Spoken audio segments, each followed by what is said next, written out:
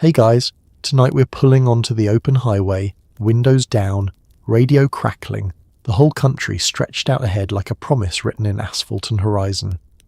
We're talking about 1950s America, specifically what it really felt like to pack up the family sedan, point it towards somewhere you'd only seen on a map and just go.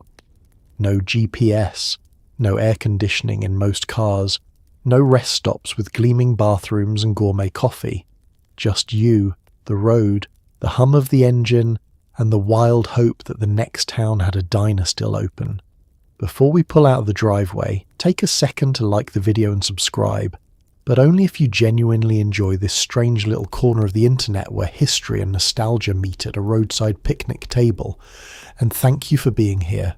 Drop a comment telling me where you're watching from and what time it is.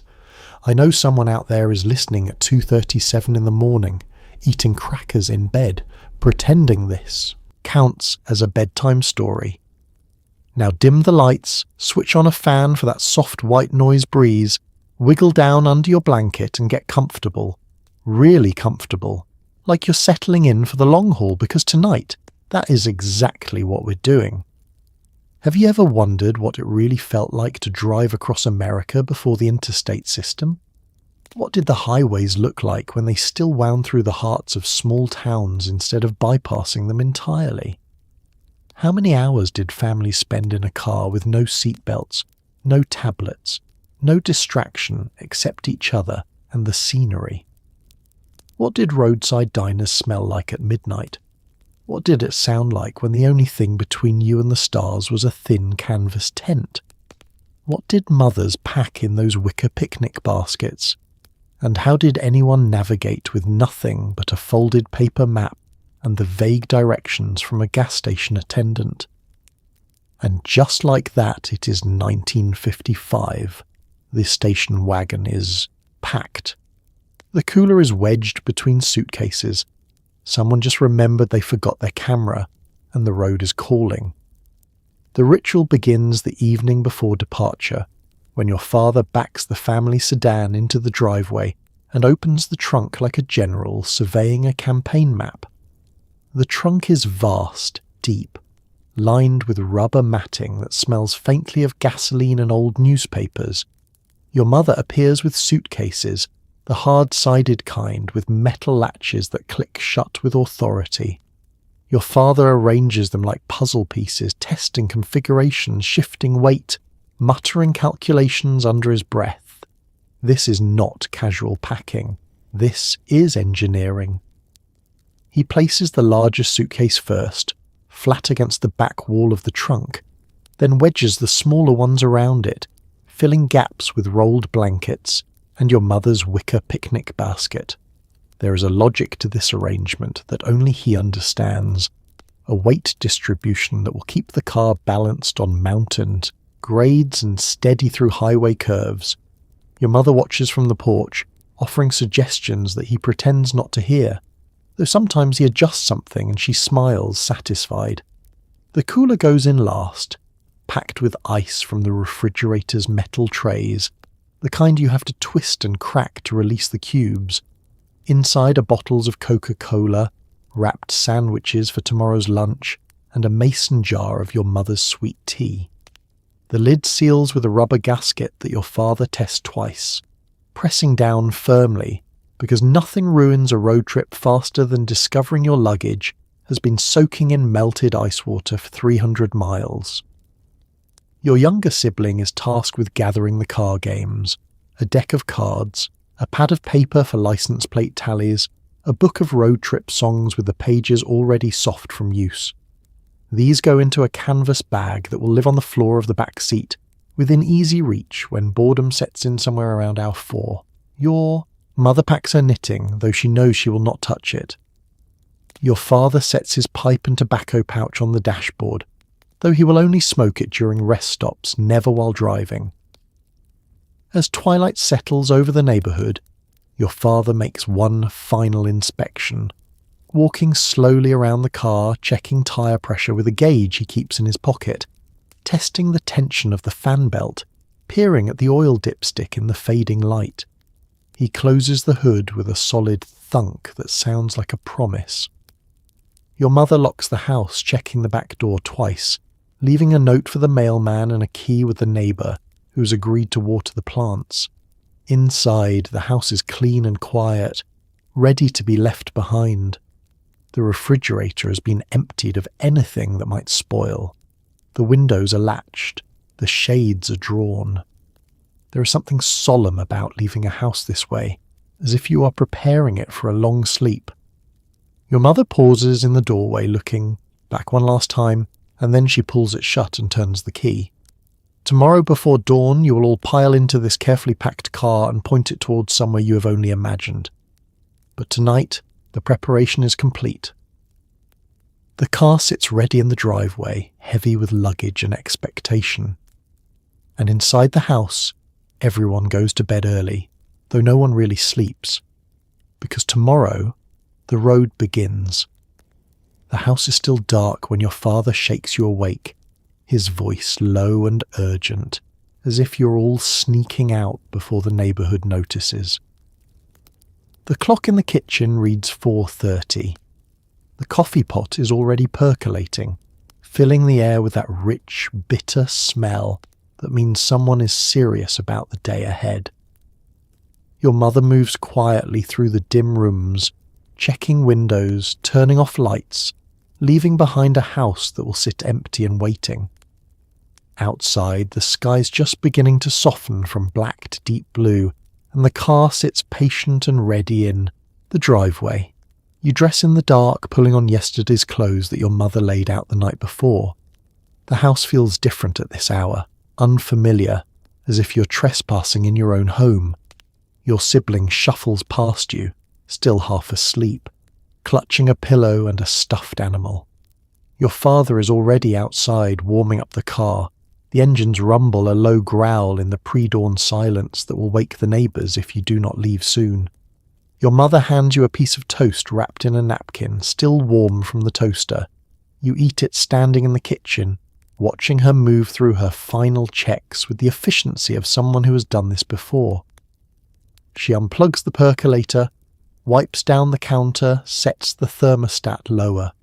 Every action is deliberate, a small goodbye to the house that will stand empty while you're gone. Outside, the air is cool and damp, carrying the smell of cut grass and the faint perfume of someone's night-blooming jasmine. The neighbourhood is silent except for the car's engine and the distant bark of a dog who knows something unusual is happening. Your father stands by the driver's door smoking a cigarette, staring up at the sky as if reading the weather in the stars. When he sees you, he grinds out the cigarette under his shoe and nods toward the car. You climb into the back seat, which still smells faintly of vinyl and the sun-warmed upholstery from yesterday. Your sibling is already curled up with a blanket, eyes closed, determined to sleep through the first few hours. You settle in beside the window, pressing your face against the cool glass, watching as your mother locks the front door one final time and hurries down the walkway, her shoes clicking softly on the concrete. She slides into the passenger seat, arranging her purse and the atlas and a sweater in case the morning turns cold. Your father shifts the car into reverse and the tyres crunch over the gravel at the edge of the driveway. The headlights sweep across the yard, illuminating the rose bushes your mother planted last spring, the mailbox with your family name painted on the side, the porch where you spent summer evenings listening to the radio. And then you are moving forward, down the street, past the Johnsons' house and the Miller's house, and the corner where the paper boy will arrive in another hour to find your porch empty. The familiar streets glide past in the half-light, and you watch them go, knowing it will be days or maybe weeks before you see them again. Your father turns onto the main road, the one that leads out of town, and the houses begin to thin. The streetlights end. The road opens up. Your mother pours your father a cup of coffee from the thermos, the steam rising in the dim interior of the car. He takes it with one hand, keeping the other on the wheel, and drinks carefully. No one speaks. The radio is still off. There's only the hum of the engine and the soft sound of tyres on asphalt and the knowledge that you are leaving everything familiar behind, heading toward something new. The headlights carve tunnels through the pre-dawn darkness as your father eases the car out of the neighbourhood and onto the main road heading out of town. The world is still asleep. The streets are empty. The only sound is the hum of the engine and the soft crackle of the radio as your father searches for a station that is awake this early. Your mother sits beside him with a thermos of coffee, balanced between her knees and a road atlas open on her lap. In the back seat, you press your face against the cool glass and watch the familiar streets give way to open highway. The town falls away quickly at this hour, without the usual traffic and stoplights to slow you down. You pass the drugstore where your mother buys her face powder, the barbershop where your father gets his hair cut every 3 weeks, the elementary school with its empty playground already gathering dew. These landmarks of your daily life slide past the windows like scenes from someone else's story, and you realise with a small thrill that for the next few days they will not matter. You're leaving them behind. Your father finally finds a radio station, a distant AM signal that fades in and out as you move farther from the transmitter. A man's voice, deep and reassuring, reads the news, followed by a weather report that promises clear skies and rising temperatures. Your mother makes a small approving sound. "Good driving weather," she says. Your father nods, his eyes fixed on the road ahead, his hand steady at 10 and 2 on the steering wheel. The sky begins to lighten slowly at first, then with more confidence. The deep blue softens to grey, then to a pale wash of yellow along the eastern horizon. You watch the transformation, mesmerised, as the world gradually reveals itself. Fields appear on either side of the highway, dark shapes that resolve into rows of corn or wheat or soybeans. A farmhouse sits far back. From the road, a single light glowing in an upstairs window. Someone else is awake, beginning their own day, unaware that you're passing by. Your sibling stirs beside you, mumbling something unintelligible, then falls back asleep with their mouth open, already drooling slightly on the pillow.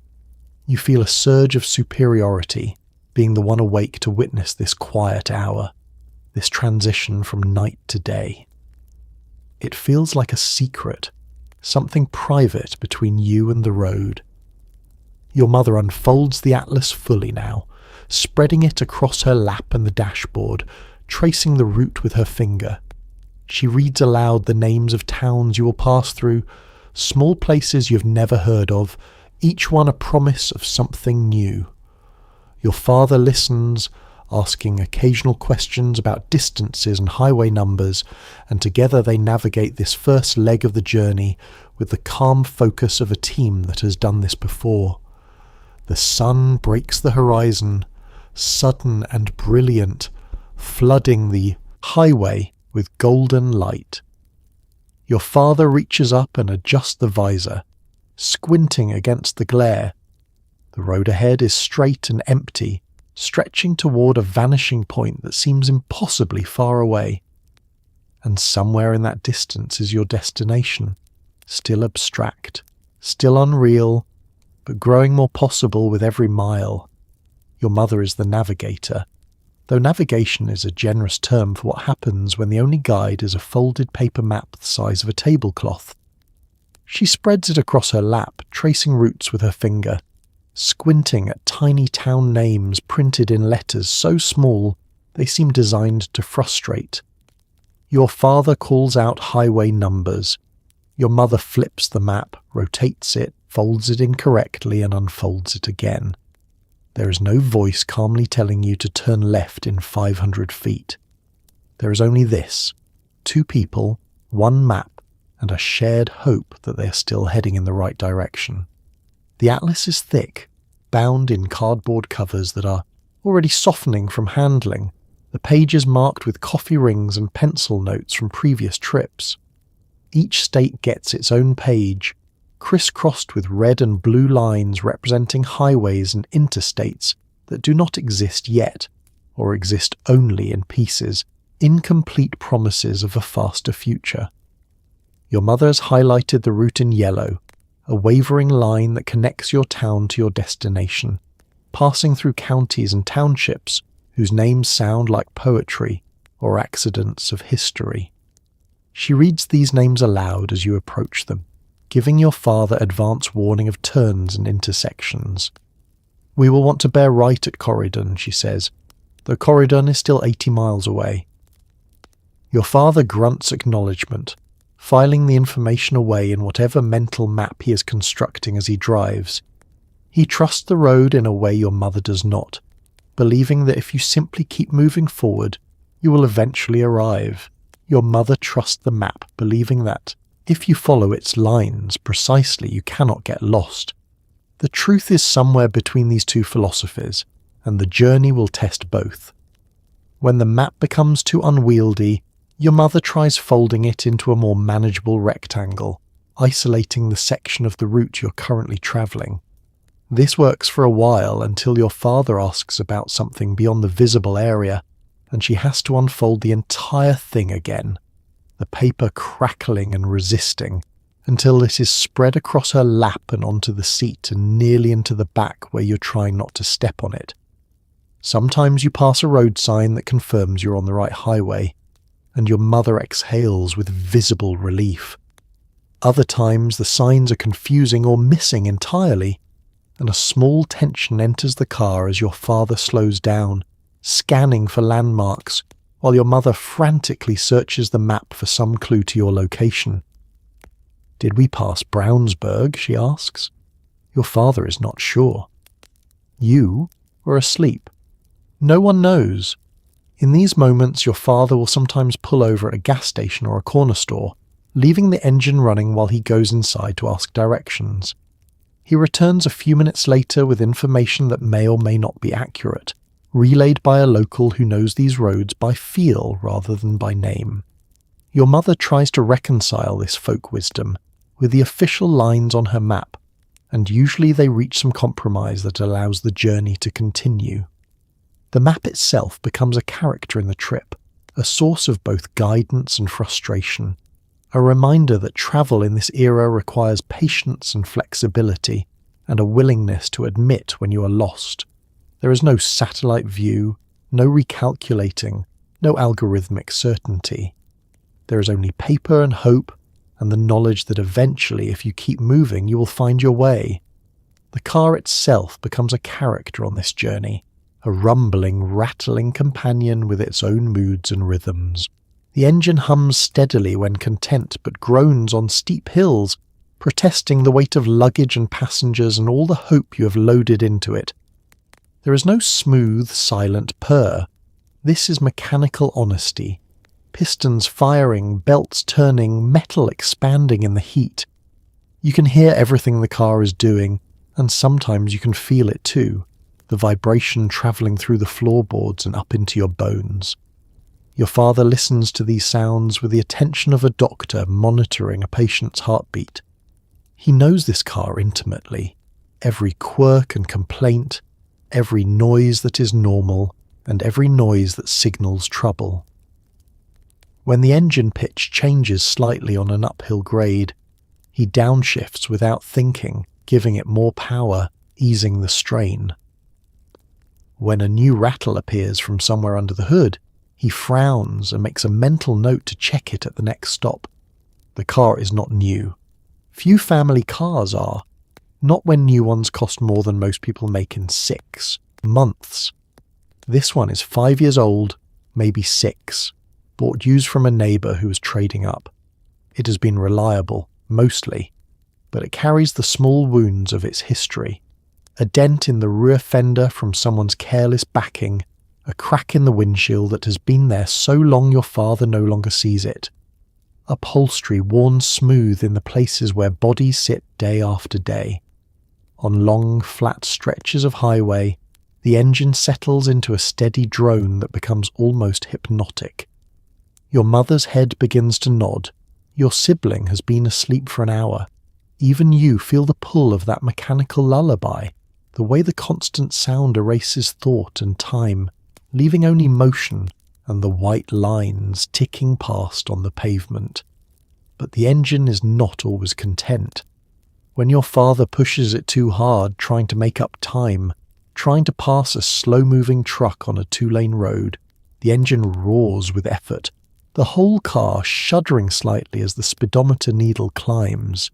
Your mother glances at your father, a silent question in her eyes, and he eases off the accelerator, letting the car settle back into its comfortable rhythm. In the heat of midday, the engine temperature begins to climb. Your father watches the gauge on the dashboard, tapping it occasionally as if he can will it back down. The needle creeps toward the red zone and he makes a decision, pulling off the highway onto the shoulder, letting the car idle while the engine cools. Your mother does not question this. She understands that the car has limits, that you can only ask so much of it before it asks something of you in return. Patience, time, respect. When you're moving again, the engine sounds grateful, its hum a little smoother, a little more willing. Your father pats the dashboard affectionately, the way you might pat a good dog, and your mother smiles. This car will get you where you're going. It always has.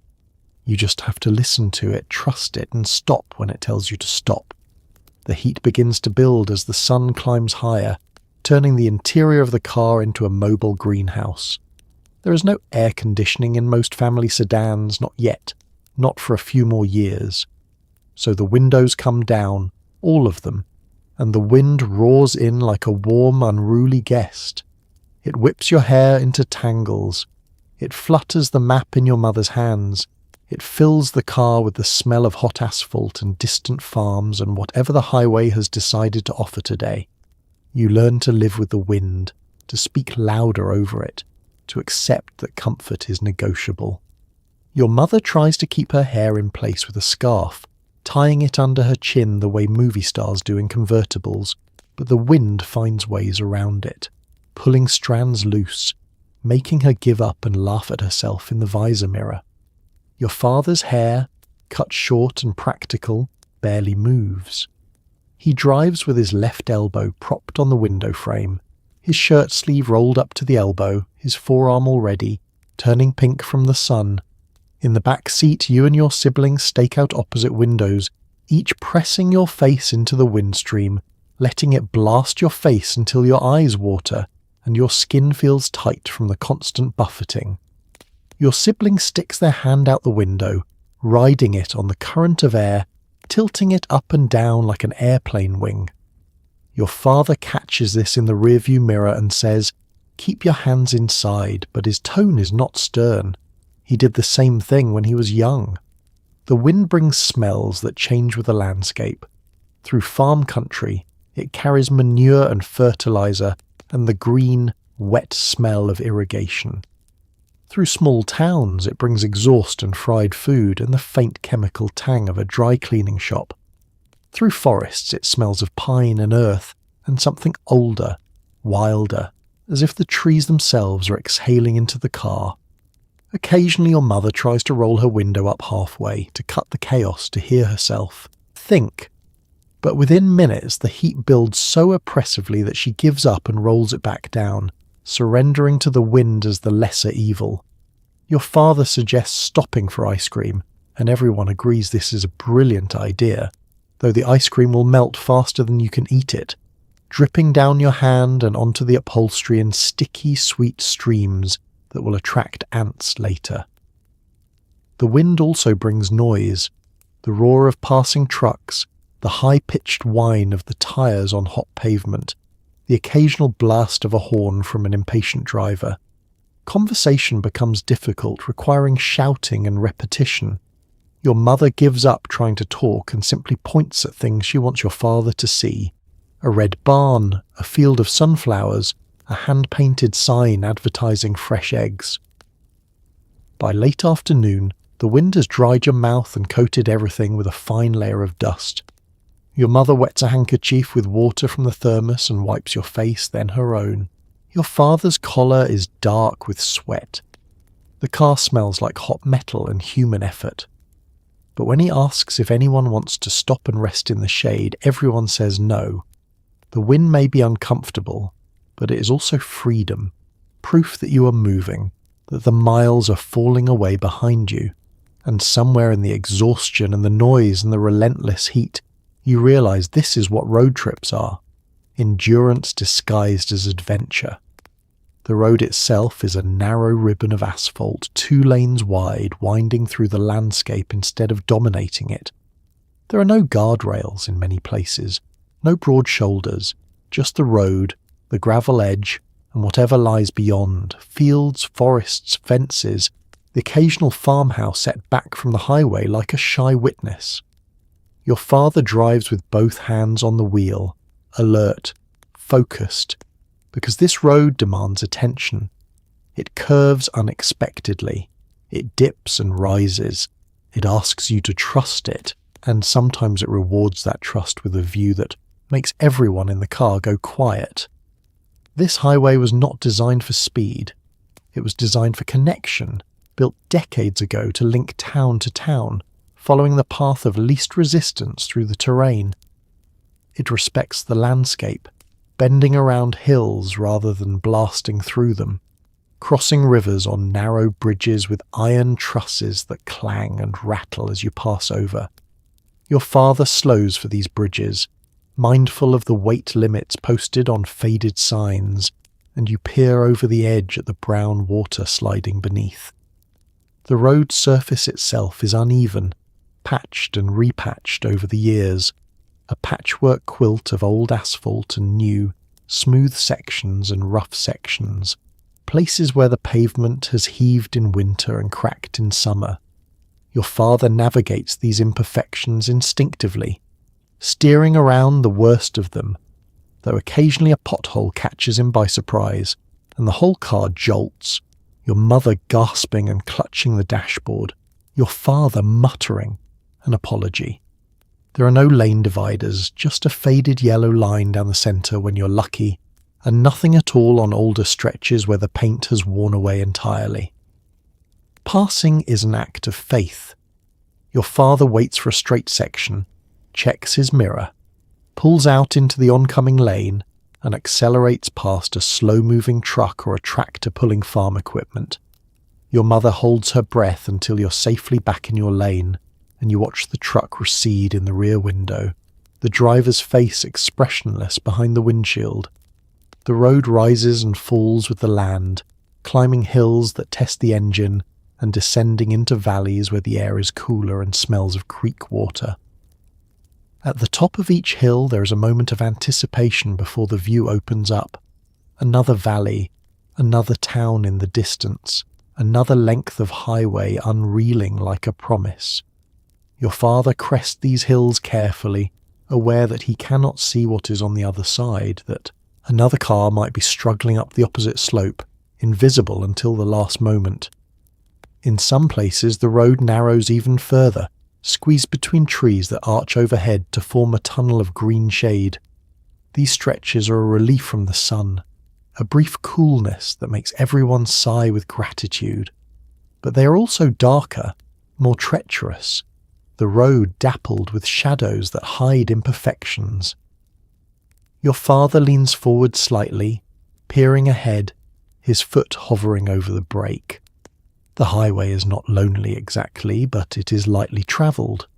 You might go 15 minutes without seeing another car, and when one approaches from the opposite direction, the drivers often raise a hand in greeting as they pass, a small acknowledgement of shared circumstance. Your father returns these waves, and you feel part of a community of travellers, all of you moving through the same landscape, all of you trusting this narrow road to carry you safely to wherever you're going. Every 20 or 30 miles, the highway slows and funnels into a town not around it but directly through its heart. Suddenly you are on Main Street, rolling past the hardware store, the Five and Dime, the corner drugstore with its painted Coca-Cola sign. Traffic lights appear, your father brakes.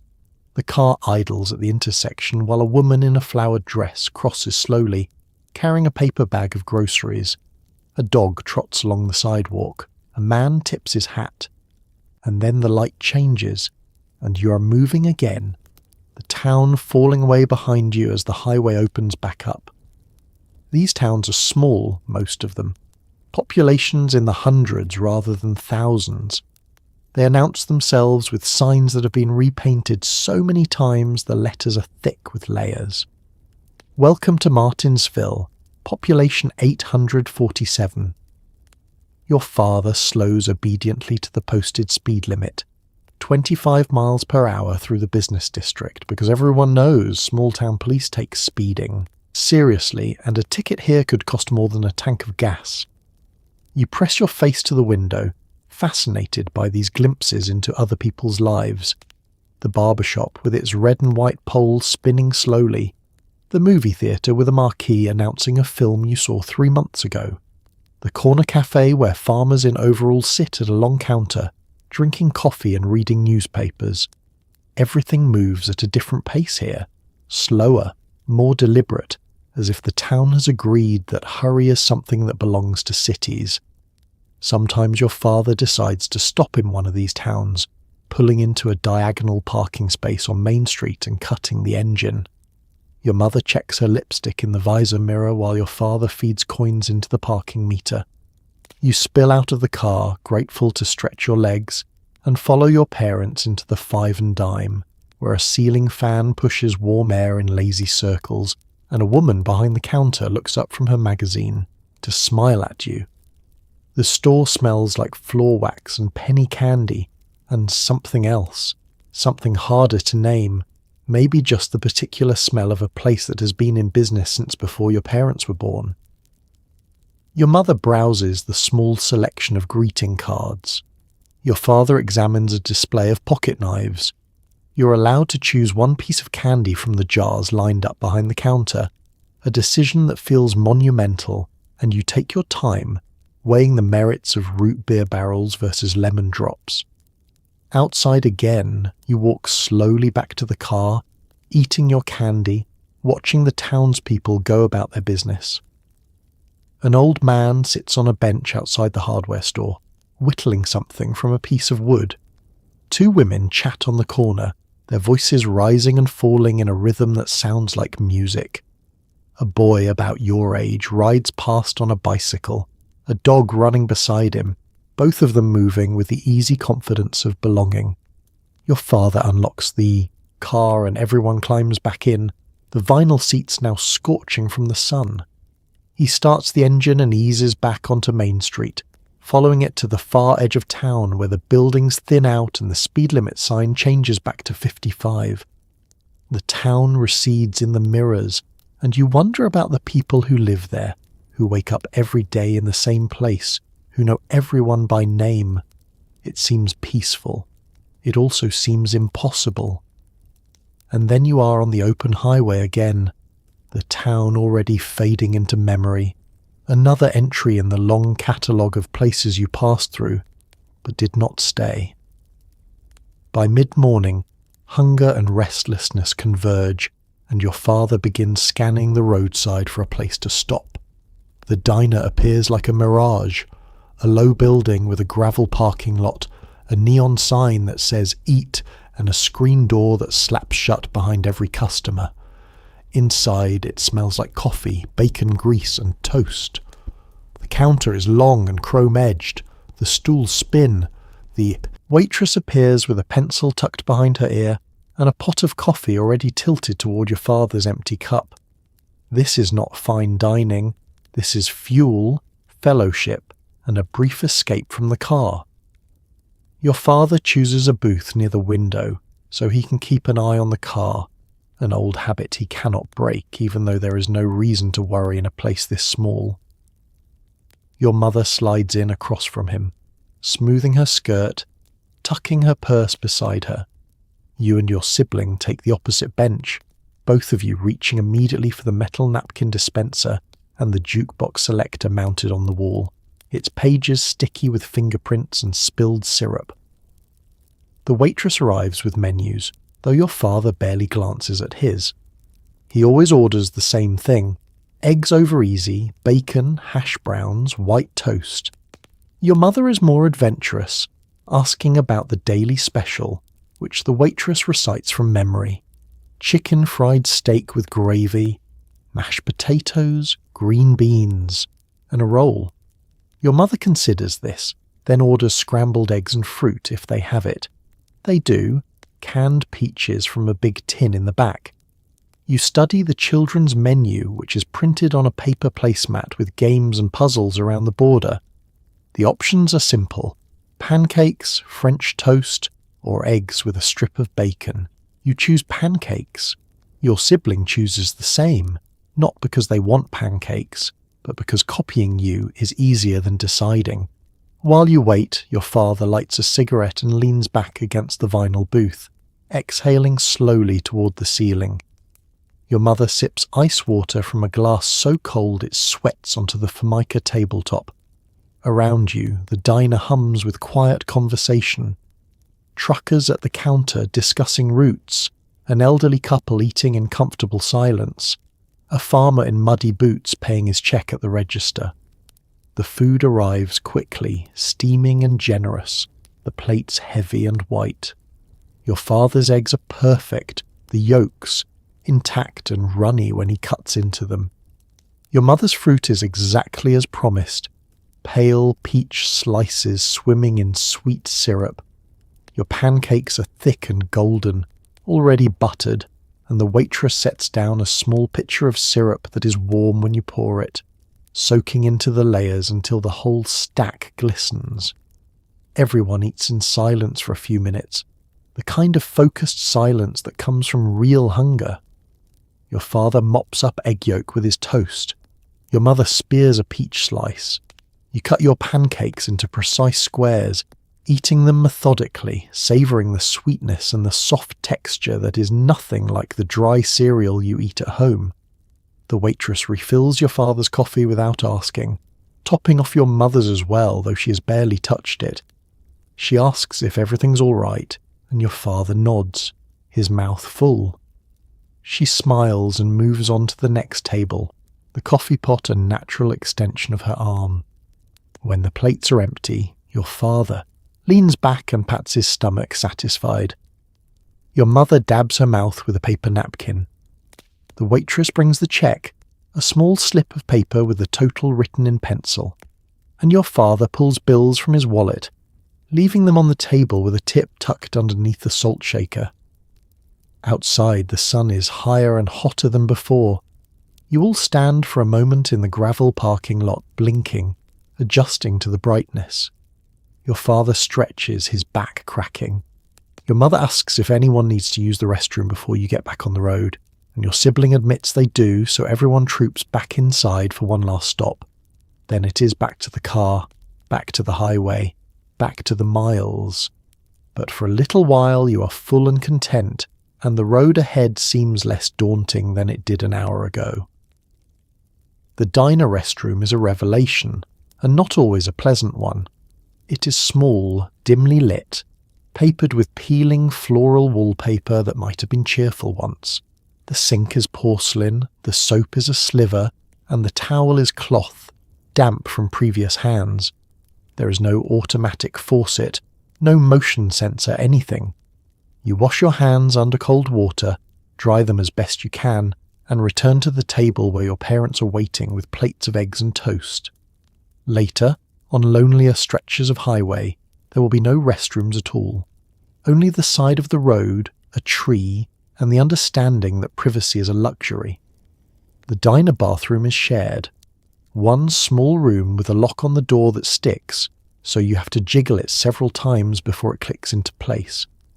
The floor is linoleum, cracked at the edges, and the light fixture buzzes with a flickering bulb that makes everything look slightly green. There is a mirror above the sink, spotted and wavy with age, and when you look into it you see yourself distorted, older and stranger than you remember. The toilet itself is functional but temperamental, requiring a specific technique to flush. Hold the handle down for a count of 3, then release quickly. You learn this through trial and error and by reading the hand-lettered sign taped to the wall, "Please jiggle handle." The humour of this is not lost on you, even at your age, and you wonder how many people have stood in this exact spot, reading this exact sign, jiggling this exact handle. The soap is a thin sliver, worn down to almost nothing, sitting in a dish that is more rust than porcelain. You work up a meagre lather and wash your hands under water that runs cold no matter how long you wait. The towel hanging on a hook is cloth, likely someone's old kitchen towel repurposed for the diner, and it is damp and slightly sour smelling from too much use. You dry your hands as best you can, then wipe them on your shorts when no one is looking. But this, you will later realise, is luxury. This is the high point of restroom facilities on a 1950s road trip. Because once you leave the towns behind and commit to long stretches of empty highway, the options become far more primitive. Your father is the one who delivers the news, usually around midday when someone in the back seat starts squirming. "We're not going to see another town for a while," he says, glancing at your mother for confirmation. Your mother checks the map and nods. "If you need to go, now is the time." This announcement sends everyone into motion. Your father pulls off onto the shoulder, choosing a spot where trees or tall grass might offer some visual barrier.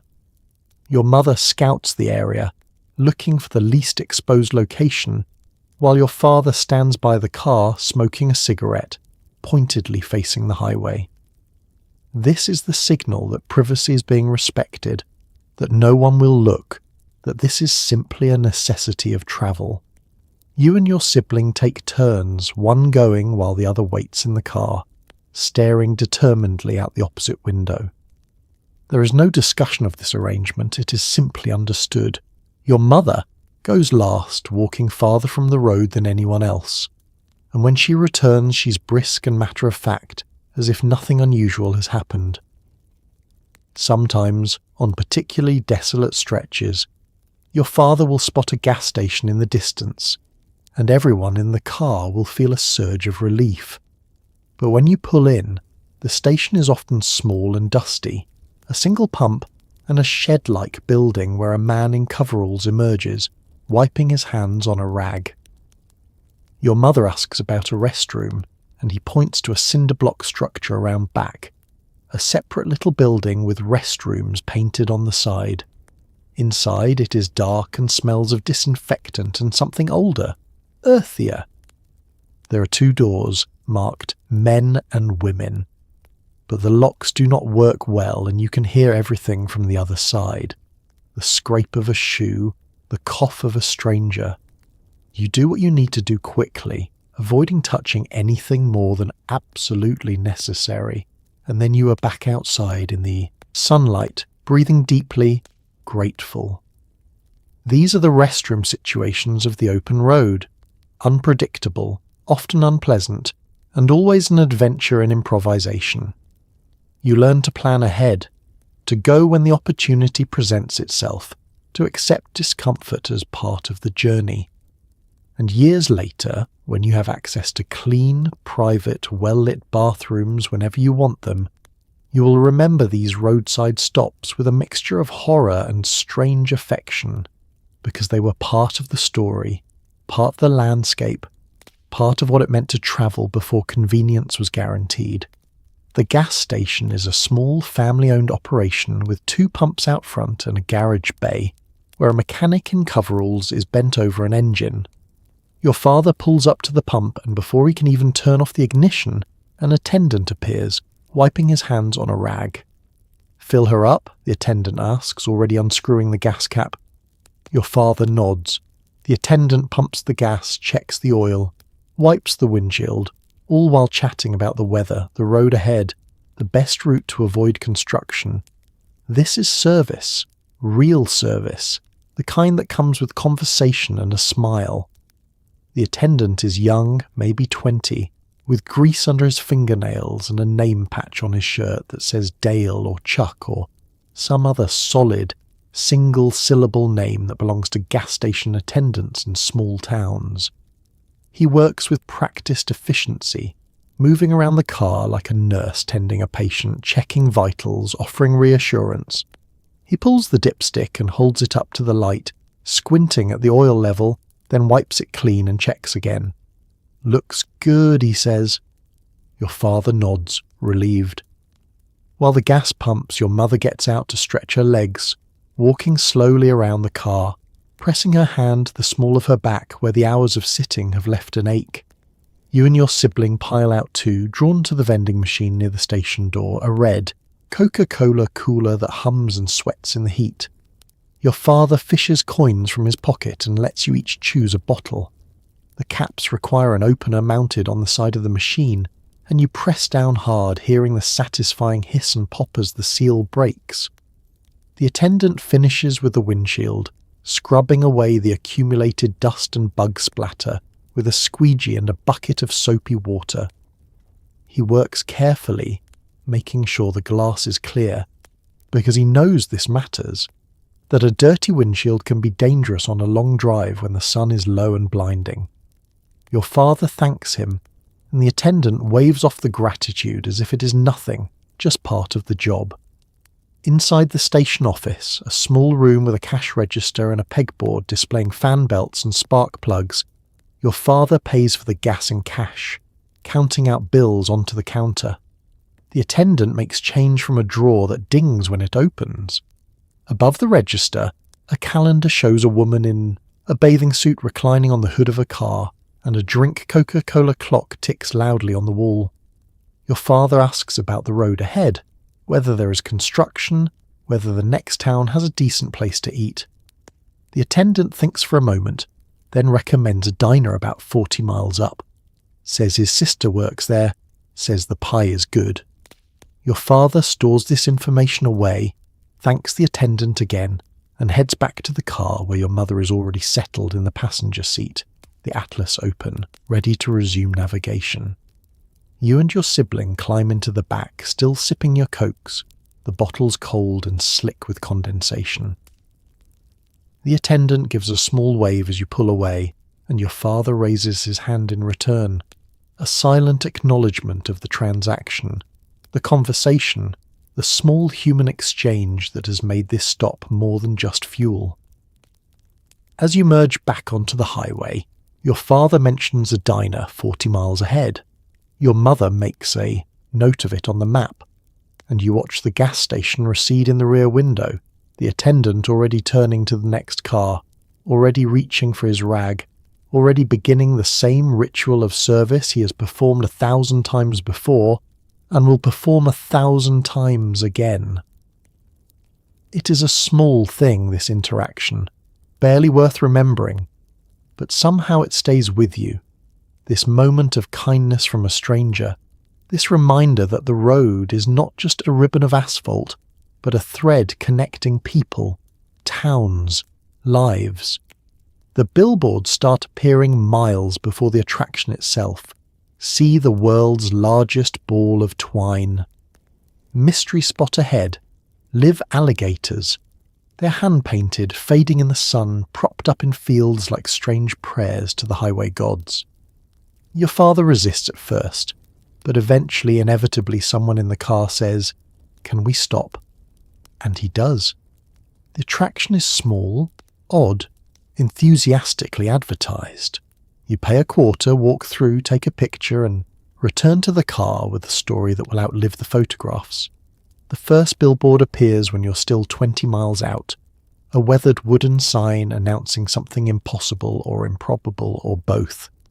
Your sibling spots it first, reading aloud in an excited voice. "Genuine dinosaur footprints next exit." Your father makes a non-committal sound. Your mother says nothing, but you can see her smile in the side mirror. Another sign appears 5 miles later, then another, each one more insistent, more colourful, more desperate for your attention. By the time you reach the exit, everyone in the car has formed an opinion. Your sibling is vibrating with anticipation. You are cautiously curious. Your mother is amused. Your father is sceptical but outnumbered. And when your sibling says please in that particular pleading tone, He sighs and flips on the turn signal, easing the car down the exit ramp toward whatever waits at the end of this promise. The attraction sits in a gravel lot beside a sagging building that might once have been a barn. A hand-lettered sign out front reads "Dinosaur Tracks, 25 cents, coldest soda in the state." A man emerges from the building, older, sunburned, wearing a straw hat and a grin that suggests he knows exactly how absurd this all is, but also knows you will pay anyway. Your father parks and everyone gets out, stiff from sitting, squinting in the bright sunlight. The man takes your quarters and leads you around back to where several large rocks are arranged in the dirt, each one bearing shallow indentations that could be dinosaur tracks, or could be random weathering, or could be something the man carved himself with a chisel on a slow afternoon. He delivers his speech with practiced enthusiasm, explaining how these rocks were discovered by his grandfather, how scientists came all the way from a university to examine them, how you're looking at something millions of years old. Your sibling is enthralled, bending close to examine the tracks, asking questions the man answers with elaborate stories that may or may not contain any truth. You're less convinced but willing to play along, to let the magic work if it wants to. Your mother takes a photograph with the brownie camera, positioning you and your sibling beside the largest rock, telling you to smile and point at the tracks. Your father wanders over to the building and returns with glass bottles of soda, ice cold as promised, pulled from a metal cooler packed with chipped ice. Everyone stands in the shade drinking their sodas, and the man tells another story, this one about a tourist from New York who tried to steal one of the rocks and got his car stuck in the ditch. Your father laughs, a real laugh, and you realize he's enjoying this despite himself. Before you leave, the man tries to sell your father a souvenir, a piece of polished rock that supposedly came from the same geological formation as the dinosaur tracks. Your father declines politely but buys a postcard instead, which your mother will mail to your grandmother from the next town, a small piece of proof that you were here, that you saw this ridiculous, wonderful thing. Back in the car, your sibling talks non-stop about the dinosaurs, already embellishing the story, already turning the stop into legend. Your father catches your mother's eye and they share a smile, the kind of smile that says we will remember this, the kind that says it was worth the quarter and the detour and the 20 minutes we will never get back. Because these roadside attractions are not really about what they claim to be. They're about breaking the monotony, about stretching your legs, about the shared experience of something strange and unexpected. They're about the stories you will tell later, the way you will say, remember that place with the dinosaur tracks? Remember how bad the man's toupee was? Remember how happy we were, standing in the dirt drinking cold sodas pretending to believe? Lunchtime means pulling off the highway onto a patch of grass beneath a tree, if you can find one. Your mother unpacks the wicker basket she prepared the night before, sandwiches wrapped in wax paper, hard-boiled eggs, carrot sticks, a thermos of lemonade, and cookies tucked in a tin. There are no picnic tables here, just a blanket spread on the ground and the soft hum of cicadas in the heat. You eat slowly, grateful for the stillness after hours of motion. Your father stretches his legs. Your mother smooths her skirt, and for a moment the road can wait. Your father finds the spot pulling off onto a strip of dirt and grass where the shoulder widens slightly, where a lone tree offers a circle of shade that looks like mercy. He parks and everyone spills out, legs stiff, backs aching, grateful for solid ground that does not vibrate. Your mother retrieves the wicker basket from the trunk, its handle creaking under the weight, while your father spreads an old quilt on the grass, shaking it out to check for ants before letting it settle. The basket opens like a small treasure chest. Your mother hands out sandwiches, each one carefully wrapped, the wax paper folded with crisp hospital corners and secured with nothing, just the tightness of the fold holding everything in place. The sandwiches are simple, bologna and cheese, or peanut butter and jelly, or egg salad that has been sitting in the heat but is still cold enough from this morning's refrigerator to be safe. You unwrap yours and take a bite, and somehow, sitting in the grass with the car ticking as it cools, it tastes better than any sandwich you've eaten at a table. Your mother produces hard-boiled eggs next, still in their shells, slightly grey where they touch the bottom of the pot.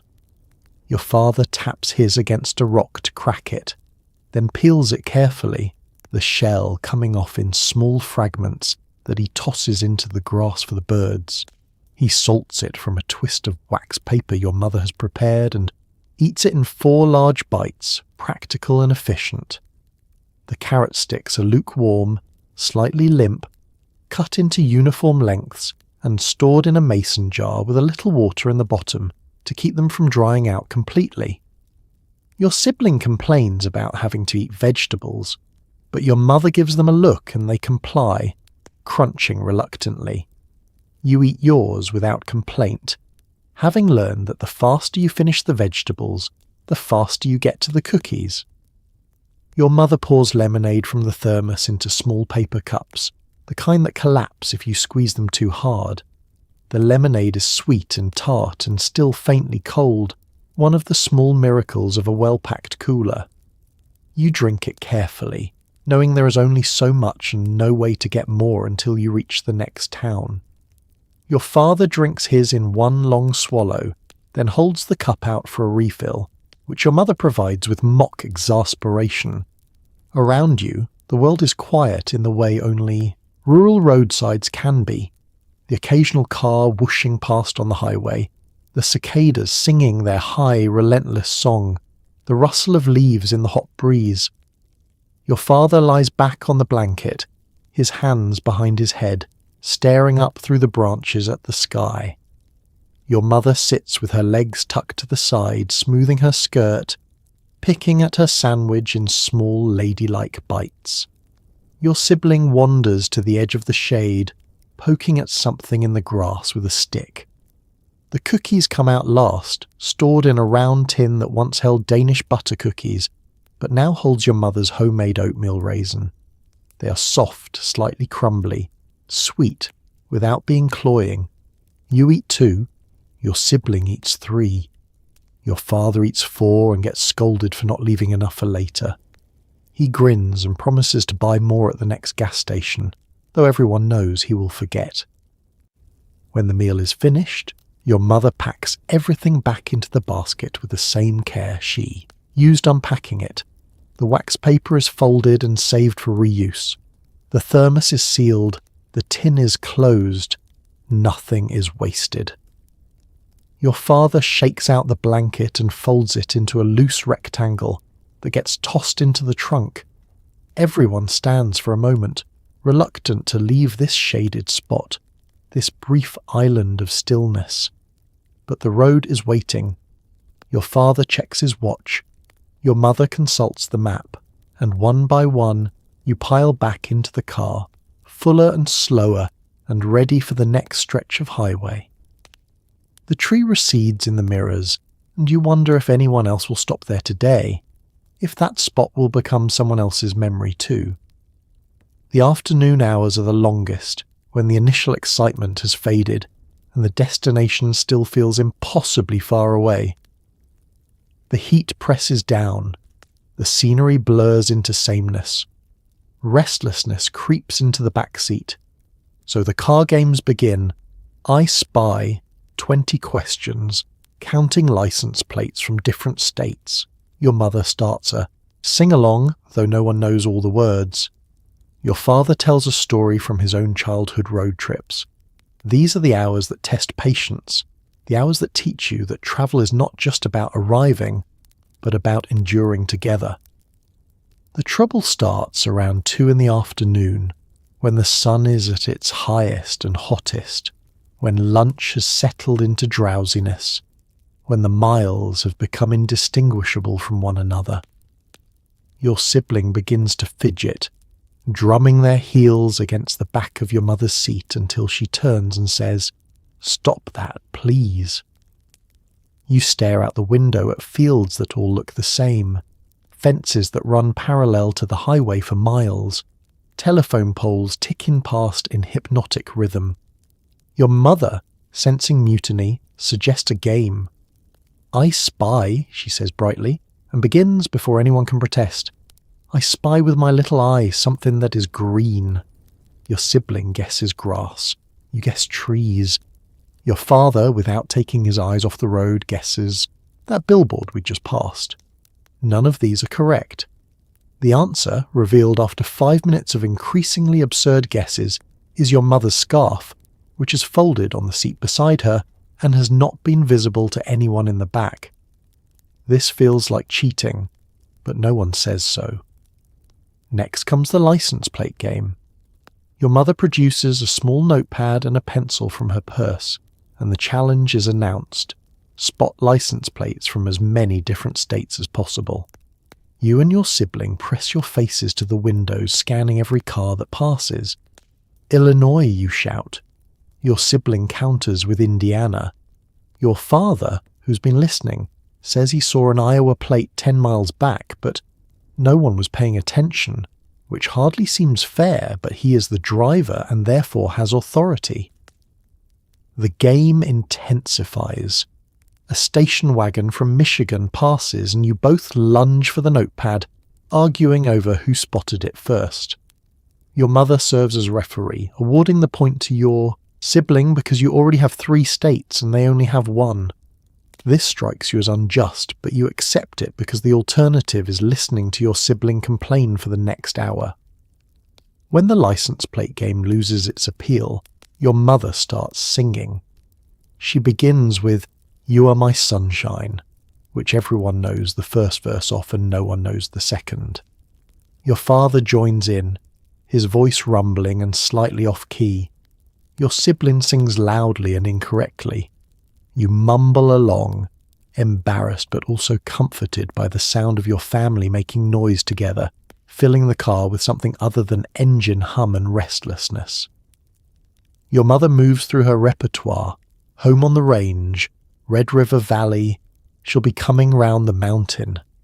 The songs are old-fashioned, the kind your grandmother sang, but they work. They fill time. They create a sense of shared purpose. Your father requests one about a railroad and your mother obliges, though she has to start over, twice because she forgets the words. When the singing finally exhausts itself, your father clears his throat and announces that he has a story. This captures everyone's attention because your father rarely volunteers stories. He tells you about a road trip he took as a boy, riding in the back of his father's truck through mountains, how they got a flat tire in a thunderstorm, how his father changed it in the mud while your father held a flashlight and tried not to get struck by lightning. The details are vivid, slightly exaggerated and utterly captivating. By the time he finishes, you have forgotten to be restless. Your mother tells a story next about getting lost on her honeymoon, driving in circles through a city neither she nor your father had ever visited, arguing about the map until they finally stopped and asked directions from a policeman who laughed at them kindly and pointed them toward their hotel. Your father protests that this is not how he remembers it, which makes your mother laugh. The stories and games and songs do not make the miles pass faster exactly, but they make them more bearable. They transform the afternoon slump from ordeal into something closer to adventure. And when you finally see the sign announcing the next town, everyone feels a small surge of triumph, the sense of having survived something together. Somewhere in the heat of the afternoon, the temperature gauge begins to climb. Your father notices first, his eyes flicking to the dashboard, his jaw tightening slightly. He eases off the accelerator, scanning the roadside for a place to pull over. The engine is overheating, a common affliction on long summer drives when cars are pushed beyond their comfortable limits. He finds a shaded spot, pops the hood, and steps back as steam hisses into the air. Your mother produces a jug of water from the trunk, and everyone waits, patient, resigned, because this is part of the journey. The needle has crept into the red zone, and though your father has been watching it for the last 10 miles, hoping it would retreat, it has only climbed higher. He pulls onto the shoulder, gravel crunching under the tyres, and shifts into park. For a moment, no one moves. The engine ticks and groans, expanding metal protesting the heat. Your father opens his door and steps out, leaving it hanging open, the heat from outside rushing in to replace the marginal coolness the wind had provided. He walks to the front of the car and releases the hood latch, lifting it carefully, aware that steam and heat will billow out. It does, a cloud of vapour that rises and dissipates in the hot air, carrying the smell of boiled coolant and stressed metal. Your father stands back, hands on his hips, staring at the engine with the expression of a man who knows enough to be concerned, but not enough to fix most problems. Your mother gets out and opens the trunk, retrieving the gallon jug of water your father insisted on bringing, the one she thought was excessive when he packed it, but now silently acknowledges was wise. She brings it to him, and he takes it, nodding his thanks. But he does not open it yet. First, the engine must cool. Pouring cold water into an overheated engine block can crack it, and a cracked block means the trip is over, means a tow truck and a mechanic and costs they cannot afford. So you wait. Your father smokes a cigarette standing in the shade of the raised hood. Your mother walks a few paces down the road, stretching her legs, shielding her eyes against the sun as she scans the empty highway. You and your sibling get out and explore the immediate area, which consists of scrub grass, a few rocks, and a fence post leaning at a drunken angle. The cicadas are deafening here, their song rising and falling in waves. The minutes stretch. Your father checks the radiator cap occasionally, testing the heat with the back of his hand, pulling away quickly when it's still too hot to touch. He paces. He smokes another cigarette. Your mother returns and they confer in low voices, discussing whether they should try to flag down a passing car, whether they should walk to the next town, whether they should just wait. They decide to wait. Finally, after what feels like an hour but is probably 20 minutes, your father decides the engine has cooled enough. He wraps a rag around the radiator cap and twists it slowly, releasing the pressure in small controlled hisses. When it is safe, he removes the cap completely and peers into the radiator, then begins pouring water from the jug, the liquid gurgling and steaming as it hits the hot metal. He pours slowly, carefully, stopping to let the system adjust, then pouring more. When the jug is empty and the radiator is full, he replaces the cap and lowers the hood. He wipes his hands on the rag, then stands for a moment, looking at the car as if expecting it to confess what went wrong. Your mother asks if it will be all right. Your father says he thinks so, but they will need to stop more often, let the engine rest, not push it too hard. Everyone gets back in. Your father turns the key. The engine turns over, reluctant at first, then catches and settles into its familiar rhythm. The temperature gauge sits in the normal range for now. Your father eases back onto the highway, driving slower than before, one eye always on the gauge. The crisis has passed, but it has left a residue of anxiety that will linger for the rest of the day. Every time the gauge twitches higher, your father will tense. Every time the engine sounds slightly different, your mother will glance at him. This is road trip reality. The knowledge that you're only as mobile as your vehicle's willingness to cooperate, that you are at the mercy of machinery and heat and luck. But for now, you are moving again, and that is enough. As evening approaches, the search for lodging begins. There are no hotel chains, no online reservations, no certainty that the next town will have a room available. Instead, there are motels and motor courts, small operations with names like Shady Rest or Desert Inn, each one advertising vacancy in neon letters that flicker to life as the sun sets. Your father pulls into the gravel lot, and your mother goes inside to negotiate with the proprietor. The rooms are simple, 2 beds, a bathroom, a window that overlooks the parking lot. But they are clean, and they are enough. The sky's deepening to purple when your father begins scanning the roadside for motel signs. Everyone is tired, the kind of tired that comes from sitting still for too long, from heat and noise and miles. Your mother points to a sign up ahead: motor court, clean rooms, reasonable rates. Your father slows and pulls into the gravel driveway that leads to a cluster of small cabins arranged in a horseshoe around a central office.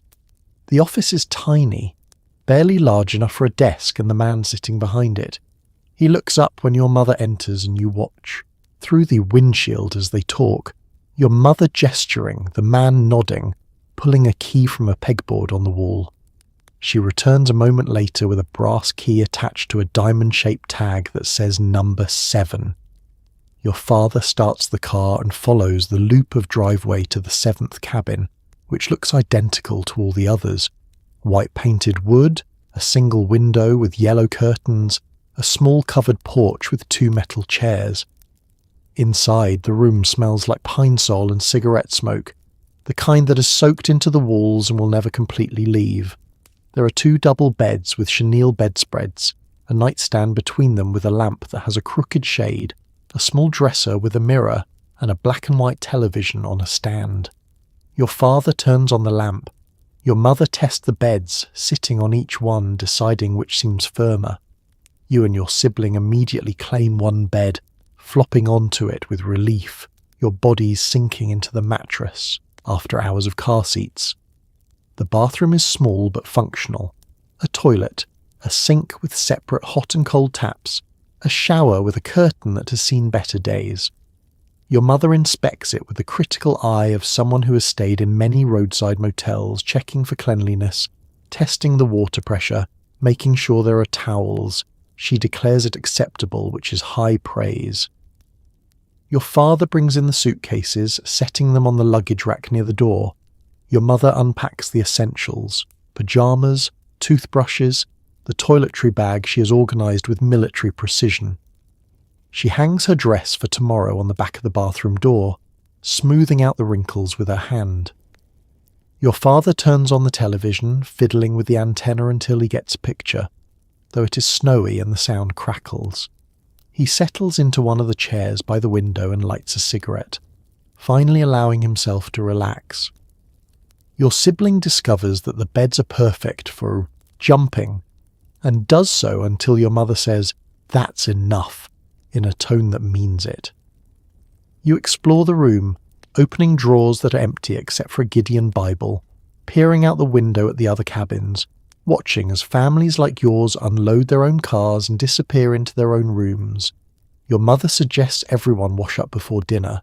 You take turns in the bathroom, splashing water on your face, washing your hands with the small wrapped bar of soap the motel provides.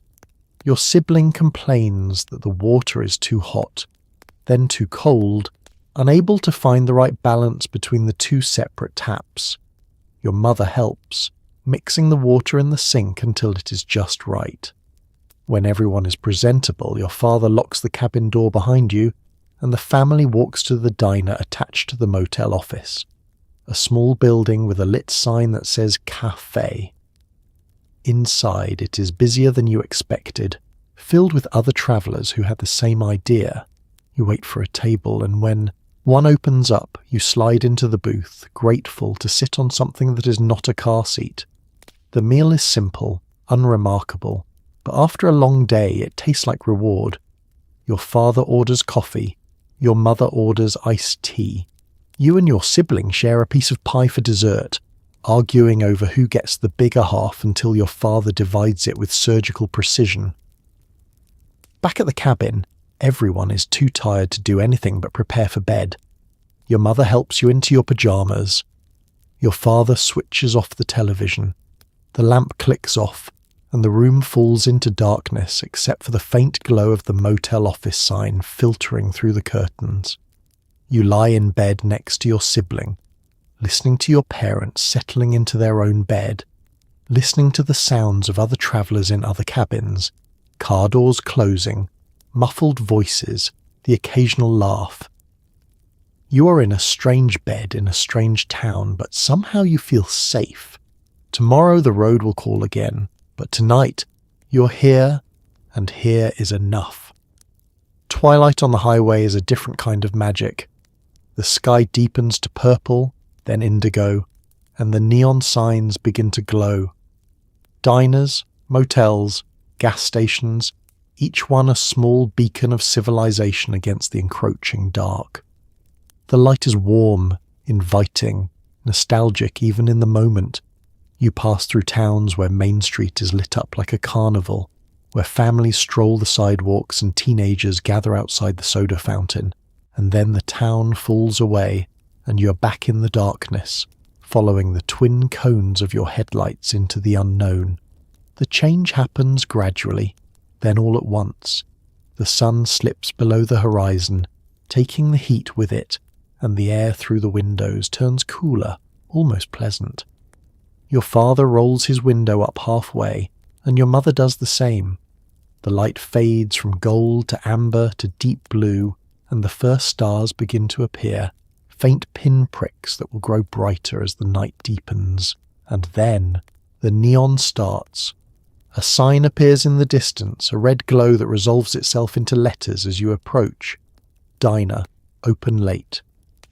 The neon buzzes and flickers, some of the tubes dim or dead, but the effect is still magical, a warm invitation in the gathering darkness.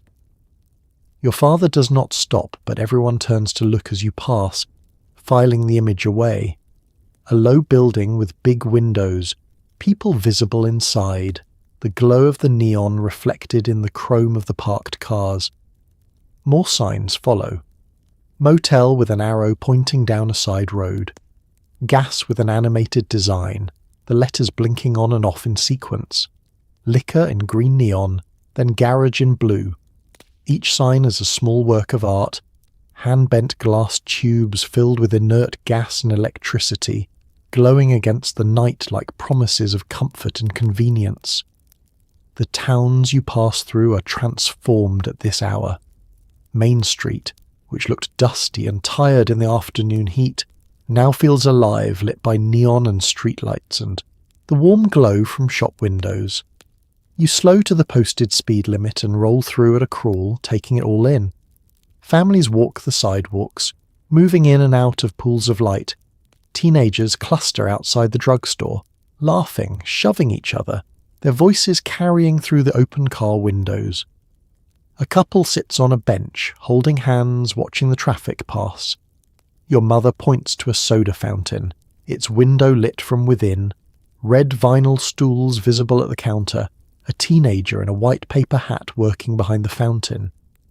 "Can we stop?" your sibling asks, but your father shakes his head. "We already ate," he says, though his tone is gentle, not unkind.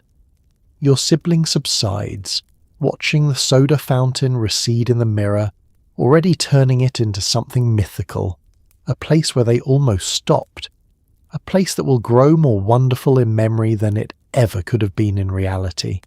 Beyond the town, the darkness returns, deeper now, more complete.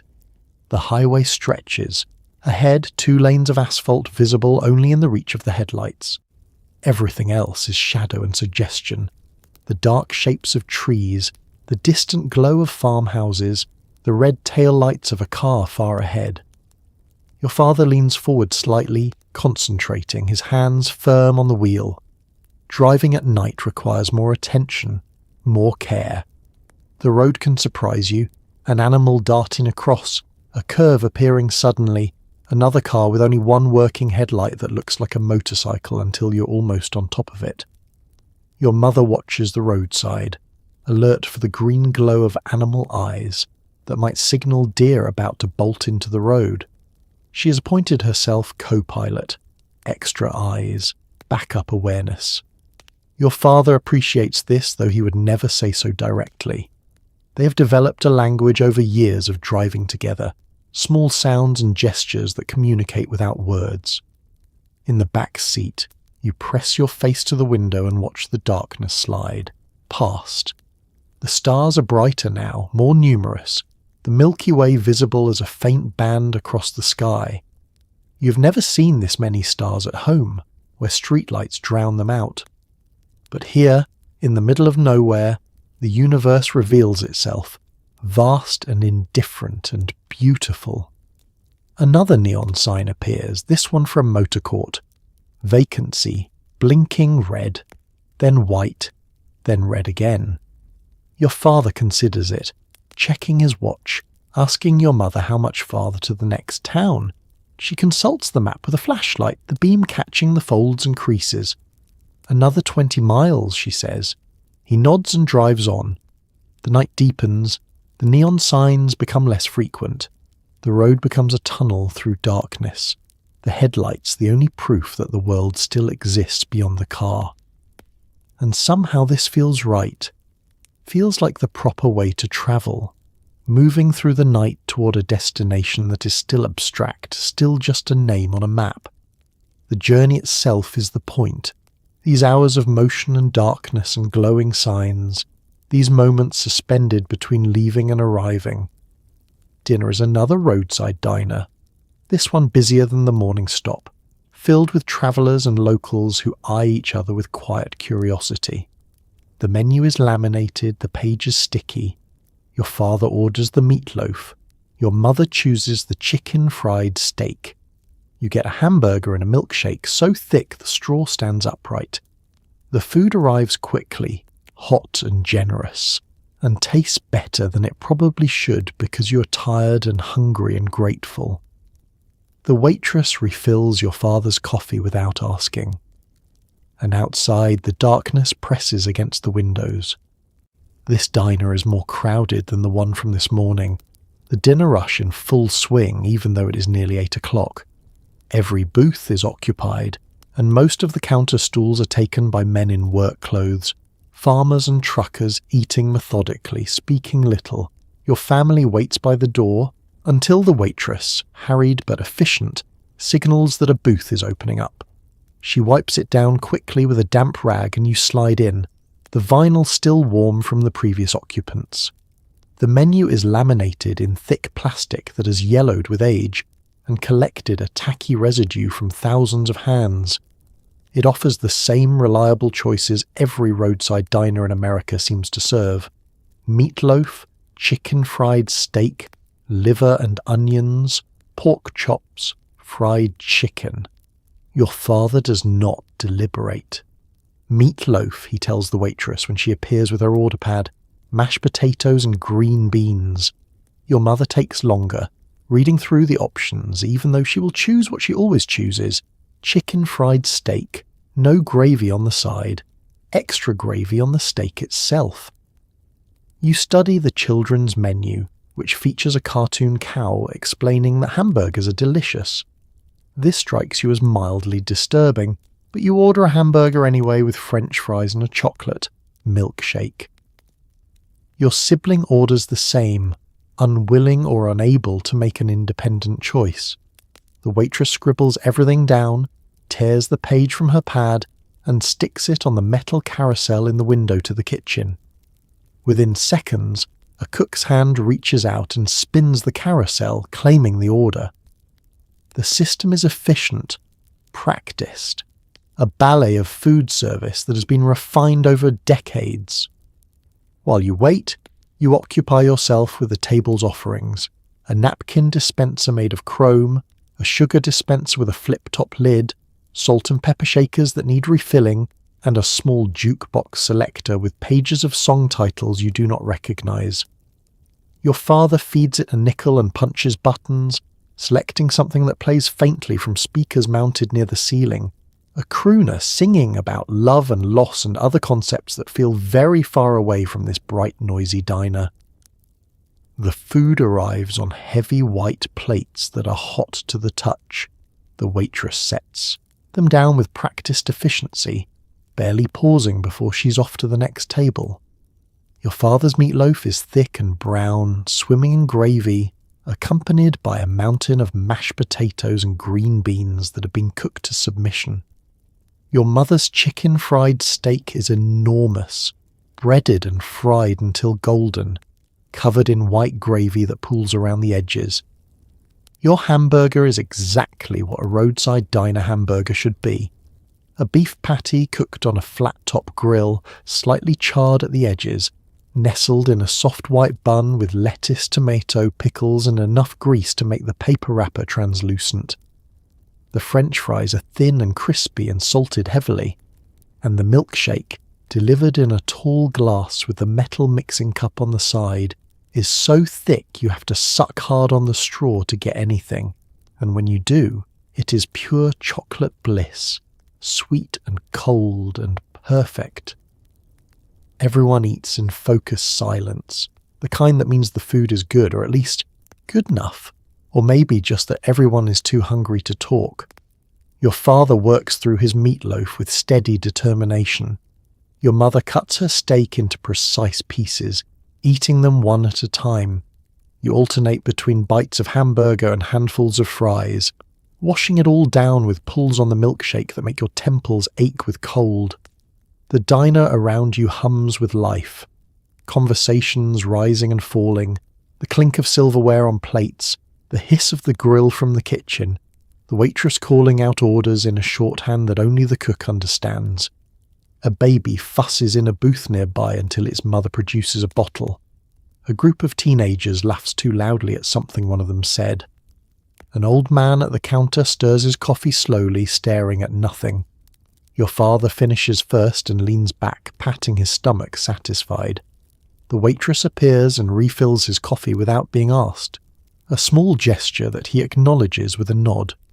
Your mother is still working on her steak, cutting it into smaller and smaller pieces, eating slowly, making it last. You finish your hamburger but save room for dessert, eyeing the pie case near the register where whole pies sit under glass domes, their meringue tops peaked and golden. When everyone is finished, the waitress clears the plates and asks if anyone wants dessert. Your father orders a slice of apple pie. Your mother declines. You and your sibling share a piece of chocolate cream pie, the waitress bringing it with 2 forks and a knowing smile. The pie is sweet and rich, the crust flaky, the chocolate filling dense and smooth. You eat it slowly, savouring each bite, aware that soon you will be back in the car, back on the dark highway, and this warm, bright interlude will be over. Your father pays at the register, counting out bills, leaving a tip under his empty coffee cup. And then you're outside again, the night air cool on your skin, the neon sign casting its red glow on the gravel parking, Lot the car waiting where you left it, patient and ready to carry you farther into the night. Some nights there is no motel. Some nights your father pulls off onto a quiet side road, parks beneath the stars, and declares that this is where you will sleep. The seats recline, but not far. Blankets are distributed. Pillows are wedged into awkward positions. The car creaks and settles. Outside, the night is enormous, filled with crickets and the occasional distant rumble of a passing truck. You drift in and out of sleep, uncomfortable but oddly peaceful, aware that you are suspended between yesterday and tomorrow, between towns, between versions of yourself. It happens when the miles have stretched too far, when the next town with a motel is still an hour away and everyone is too tired to continue safely. Your father makes the decision quietly, without fanfare, pulling off the highway onto a farm road that disappears into darkness. He drives slowly, scanning the roadside, looking for a spot that is level and set back far enough from the road that passing cars will not disturb you. He finds a wide spot near a field, pulls over, and kills the engine. For a moment no one speaks. The silence after hours of engine noise is profound, almost startling. Then your mother says, "Are we sleeping here?" Your father nods. "Just for a few hours," he says. "We will get up early and find breakfast." Your mother accepts this without protest. She has done this before, on other trips, other roads. It is not ideal, but it is safe, and sometimes that is enough. Everyone gets out to stretch and use the facilities, which means walking a decent distance from the car into the darkness, guided by a flashlight your father hands out. The night is enormous out here. The sky so full of stars it looks crowded. The Milky Way a thick band of light that seems close enough to touch. Your father stands by the car smoking a cigarette, giving everyone privacy. The air is cooler now, almost cold, and smells of earth and growing things. Back in the car, your father reclines the front seats as far as they will go, which is not very far. Your mother arranges blankets, distributing them with the fairness of someone dividing rations. You and your sibling get the back seat, which is wider but not quite wide enough for two people to lie down comfortably side by side. You work out a system. One person curled up on their side, the other wedged against the opposite door, feet tangled in the middle. Your mother passes out pillows, the small ones from home that smell like your beds, a small comfort in this strange situation. You wedge yours against the door, trying to create a nest that will allow sleep. Your sibling does the same on the other side. The blankets are thin but sufficient, and your mother tucks them around you both with the gentle efficiency of someone who has done this many times. Your father cracks his window slightly, enough to let in fresh air, but not enough to invite mosquitoes. The car settles around you, ticking as the engine cools, creaking as people shift their weight. Outside, the crickets are almost deafening, their song rising and falling in waves.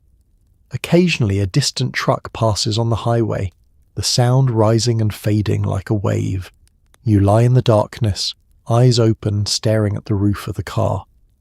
The seats are uncomfortable, the position awkward, your neck already complaining. But there is something peaceful about this too, something elemental. You're sleeping outside, technically, separated from the night by only thin metal and glass. You can hear everything, the crickets, the rustle of wind in the crops, the hoot of an owl somewhere distant. Your sibling falls asleep first, their breathing deepening, their body relaxing into the strange position. You are more wakeful, too aware of the discomfort, too aware of the strangeness of sleeping in a car on the side of a road in the middle of nowhere. But gradually you feel your own body giving in, the exhaustion of the day finally overcoming the awkwardness of the position. You drift, not quite asleep but not quite awake, suspended in that liminal space where thoughts become strange and disconnected. You dream, or half-dream, of the road unreeling endlessly, of your father driving through the night forever, of towns that appear and disappear like mirages. Sometime in the deep of night, you wake to the sound of another car passing on the distant highway, its headlights sweeping across the field, briefly illuminating the interior of your car before disappearing. Your father shifts in the front seat, awake or half awake, always on guard. Your mother sleeps with her head against the window, her mouth slightly open, a rare moment of unguarded rest. You close your eyes again. The crickets sing, the stars wheel slowly overhead, and somehow, impossibly, you sleep, cramped and uncomfortable, but also cradled by the night, by the car, by the knowledge that your family is here, together safe in this small metal cocoon travelling toward tomorrow. Sometimes your father decides to push through the night, to drive straight through without stopping, to arrive by morning. Your mother protests gently, but he is determined. So the car moves through the darkness, the headlights catching reflective road signs, and the occasional pair of animal eyes glowing in the ditch. The radio plays softly. Your mother dozes. You lie in the back seat, watching the stars wheel slowly overhead through the rear window, wondering how far you have come and how far there is still to go. The decision is made sometime after dinner, when your father studies the map and does calculations in his head, measuring miles against hours, against weariness, against the desire to simply be there, to be done with the journey. If we push through, he says to your mother, we can be there by breakfast. Your mother looks at him, at the set of his jaw, and knows he has already decided. She does not argue. She simply asks if he's sure, if he's too tired. He assures her he is fine, that he slept well last night, that he has done this before. So the night drive begins. Your father settles more deeply into his seat, adjusting his position, rolling his shoulders. He lights a cigarette and cracks his window, letting in the cool night air. Your mother makes herself useful, appointed to keep him company, to keep him awake. She pours coffee from the thermos, handing him the cup, watching him drink. She talks to him, quiet conversation, asking questions that require more than yes or no answers, keeping his mind engaged. In the back seat, you and your sibling have been told to go to sleep, to lie down and rest so you are not cranky tomorrow. Your sibling obeys, curling up with a blanket, quickly drifting off with the enviable ease of childhood. But you cannot sleep, not yet. You lie on your side, watching the darkness through the window, watching the way the headlights push back the night but never quite defeat it. The highway at night is a different animal than the daytime road. It is quieter, lonelier, the traffic reduced to the occasional truck or late-night traveller like your father. The towns you pass through are mostly dark, their main streets empty, their neon signs turned off. Only the gas stations remain lit, lonely outposts of fluorescent light where a single attendant sits, reading a magazine, waiting for someone who needs fuel at midnight. Your father drives steadily, not fast, not pushing his luck or the car. He keeps both hands on the wheel, his eyes scanning the road ahead, alert for animals, for unexpected curves, for the hypnotic effect that long straight roads can have on a tired driver. Your mother watches him, watches the road, sometimes pointing out things she sees. A deer at the edge of the tree line, its eyes glowing green in the headlights. A sign indicating a town ahead. A car pulled over on the shoulder, hazards flashing. The radio provides the company, though the stations fade in and out as you move across the landscape, across the range of different transmitters. Your father spins the dial occasionally, searching for something clear, settling on a station playing old big band music, the kind his parents listened to, the kind that makes him nostalgic for a time he barely remembers. When the station fades, he finds another, a late-night talk show where people call in with their problems and a smooth-voiced host dispenses wisdom that may or may not be helpful. The miles accumulate slowly. Your mother marks your progress on the map, using a pen light so as not to blind your father. She announces towns as you pass them, though often the only sign of a town is a single blinking light or a darkened grain elevator looming against the stars. "We just passed through Henderson," she says, though Henderson was 3 buildings and a stop sign. Occasionally, your father pulls over at a rest area, one of the primitive ones that consists of a gravel lot and an outhouse. He gets out and walks around the car doing jumping jacks in the darkness, slapping his face lightly, anything to wake himself up. Your mother walks with him, and they stand together looking at the stars, breathing the cool air, not speaking. Then they get back in and the journey continues. In the back seat you have finally drifted into a half-sleep, not quite awake but not deeply under, aware of the car's motion, of the engine's steady hum, of the occasional murmured conversation from the front seat. You dream in fragments, of roads that never end, of your father driving through landscapes that shift from farmland to desert, to mountains without transition, of arriving at a destination that keeps receding every time you approach it. When you wake briefly, the sky has begun to change. It is no longer full dark, but that deep blue that comes before dawn, the stars fading, the horizon starting to lighten. Your father is still driving, his face haggard in the dashboard lights, his eyes red. Your mother is awake beside him, or has just woken, and she's pouring him more coffee, the last of the thermos. "How much farther?" she asks. He glances at the odometer, does the math. "Maybe an hour," he says. His voice is hoarse from disuse and cigarettes. "We will make it," he adds, though it sounds like he's trying to convince himself as much as her. The sun rises as you drive, slow and then sudden, the light flooding across the fields and making everyone squint.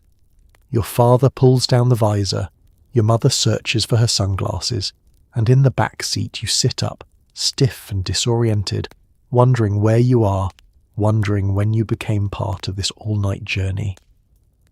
But your father was right.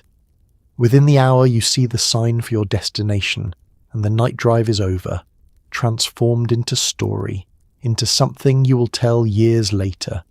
The time we drove all night, the time Dad refused to stop, the time we arrived with the sunrise and tumbled out of the car like survivors of a great voyage, which, in a way, you were. It happens without warning. A cough, a shudder, and the engine dies. Your father coasts to the shoulder, turns the key, and nothing. Silence. He gets out, pops the hood, and stares into the mechanical mystery beneath. Your mother suggests flagging down a passing car.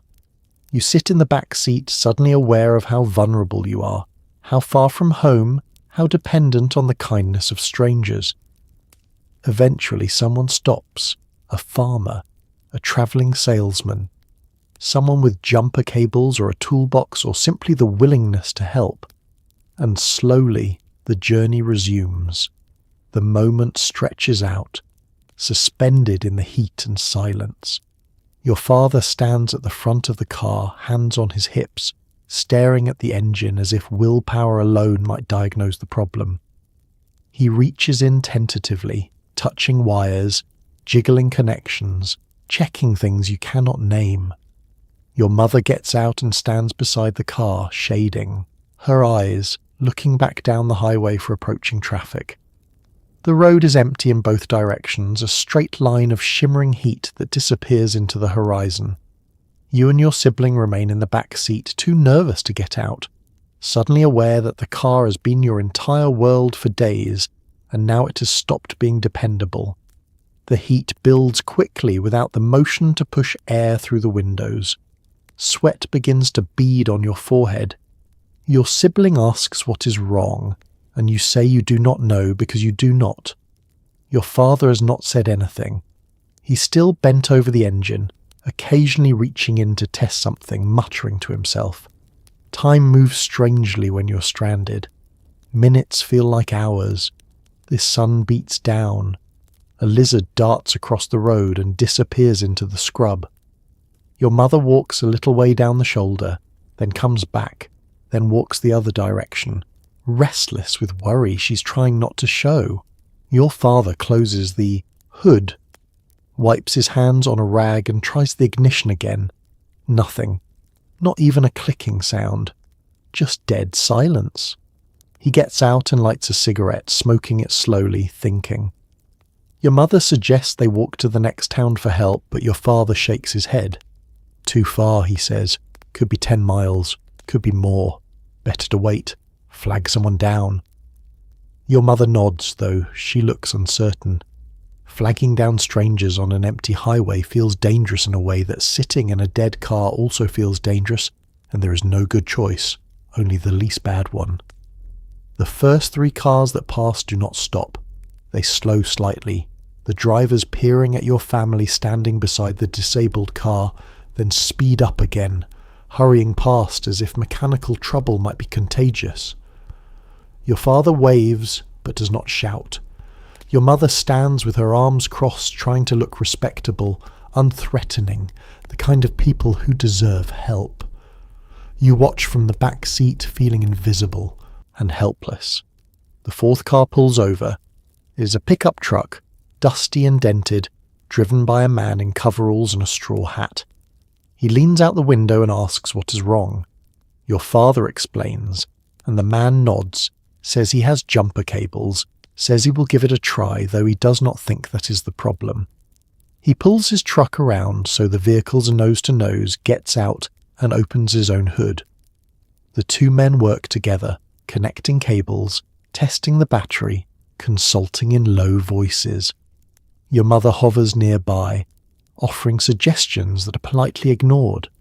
The man tries starting your car. Nothing. He checks the battery terminals, cleaning them with a wire brush he produces from a toolbox in his truck. He tries again. Still nothing. He stands up, wiping his hands, and delivers the verdict. Not the battery, probably the starter, maybe the alternator. Either way, you need a mechanic. Your father asks about the nearest town. The man says 5 miles ahead. Little place called Ridgeway. They have a garage. He offers to tow you, but your father's car is too heavy and the man's truck too small. Instead, the man offers to drive your father into town to fetch a mechanic. Your father accepts gratefully, and the two of them climb into the pickup and drive off, leaving you and your mother and your sibling standing beside the silent car on the empty highway. Your mother tries to make the best of it. She spreads a blanket in the shade of the car and you sit together, eating crackers from the picnic basket, drinking warm water from the thermos. She tells stories to distract you about her own childhood, about the time her family's car broke down and they had to spend the night in a church basement waiting for parts. You listen, only half comforted, aware of how small you are, how big the landscape, how much you depend on machinery and luck and the kindness of farmers in pickup trucks. An hour passes, maybe more. Then you see the dust cloud approaching and the pickup returns with your father and another man, younger, wearing grease-stained work clothes. He has a toolbox and a confident manner. He opens the hood and goes to work immediately, testing, probing, listening. Within 20 minutes he has identified the problem, a failed starter solenoid, a part that can be replaced but not here, not now. He says he can tow you back to his garage, get you fixed up by tomorrow morning. Your father agrees because there is no alternative. The mechanic produces a tow chain from his truck, hooks it to your car's frame, and the slow procession begins. The mechanic's truck pulling your car, your family inside the car, rolling backward through the journey, retracing miles already travelled. It feels like defeat, but it also feels like rescue.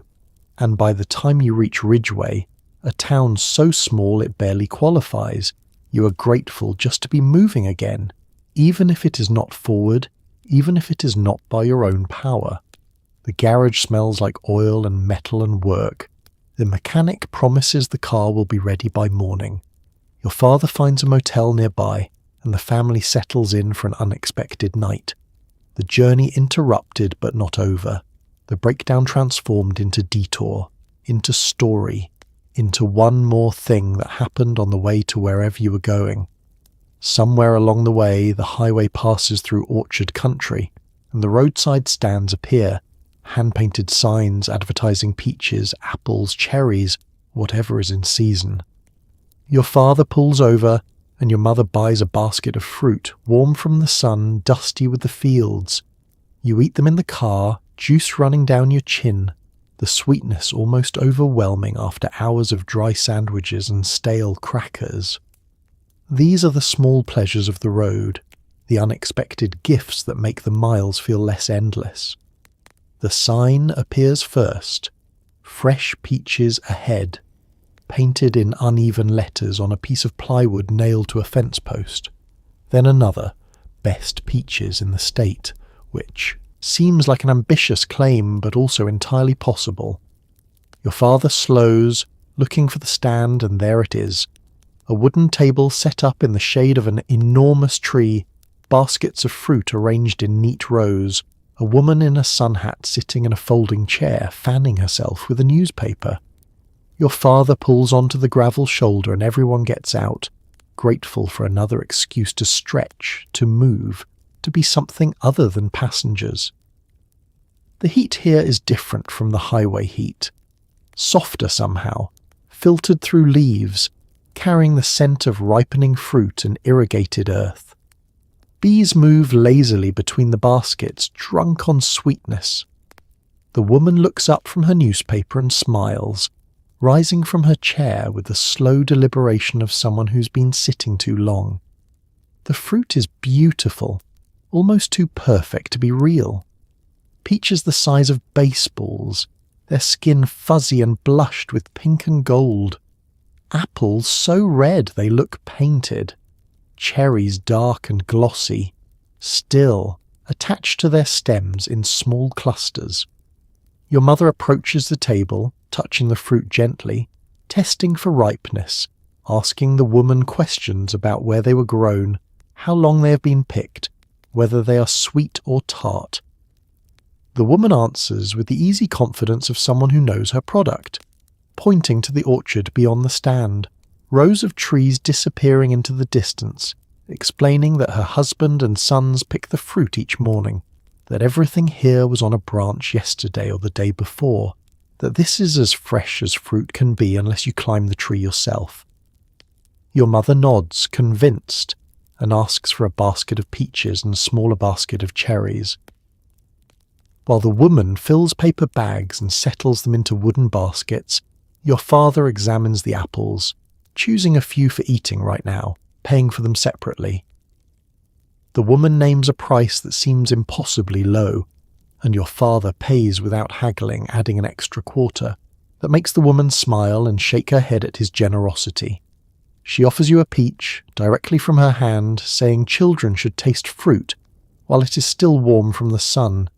You take it, the skin soft and slightly sticky, and bite into it without ceremony. The juice is immediate, running down your chin, soaking into your shirt collar, and you do not care because the taste is unlike any peach you have ever eaten from a grocery store. It is sweet but also complex, with a tang that makes your mouth water, a ripeness that feels like summer condensed into fruit form. Your sibling gets one too, and soon both of you are sticky and grinning, eating with the single-minded focus of people who have discovered something extraordinary. Your mother opens the basket of cherries while your father loads the fruit into the car, and she passes them around, the small dark globes warm and firm. You eat them carefully, pinching the stems, biting through the skin to the sweet flesh, spitting the pits into your hand. Your father eats a handful standing by the car, staining his fingers red, looking content in a way he has not looked for hours. Before you leave, the woman offers directions to a shortcut, a back road that will save you 20 miles if you do not mind a rougher surface. Your father thanks her and accepts the advice, folding it into his mental map. Your mother waves goodbye, and the woman waves back, settling into her chair again, picking up her newspaper, ready to wait for the next traveller. Back on the highway, the car smells like peaches and cherries, a sweetness that mingles with the gasoline and dust and sweat that have been your constant companions. Your mother doles out fruit at intervals, keeping everyone fed and happy, the peaches lasting through the afternoon, each one a small burst of pleasure that breaks up the monotony. Your sibling eats 3 and declares them the best food of the entire trip.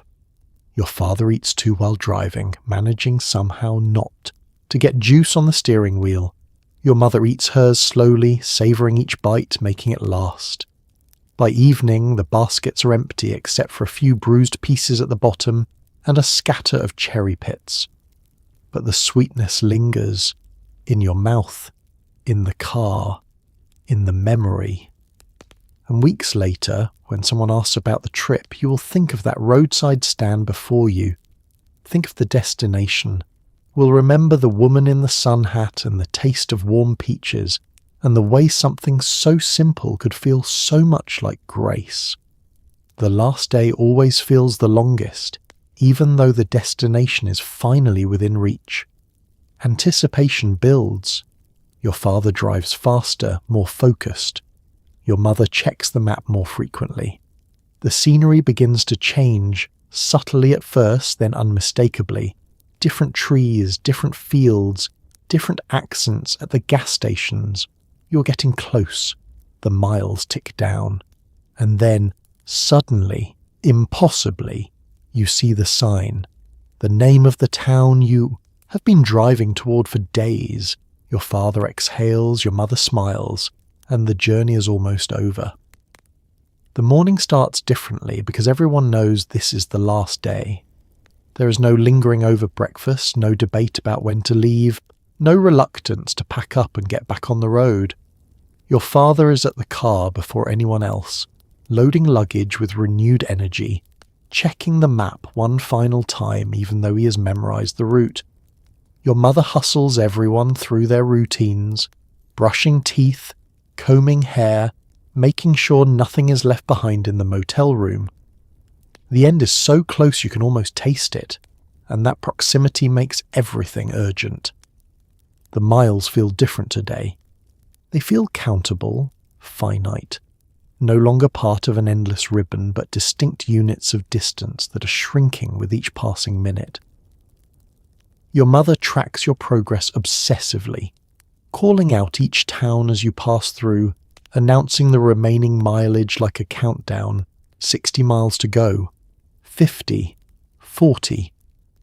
Each number is a small victory, proof that you're actually arriving, that the destination is not a mirage but a real place you will reach today, possibly within hours. Your father drives with a determination he has not shown since the first morning.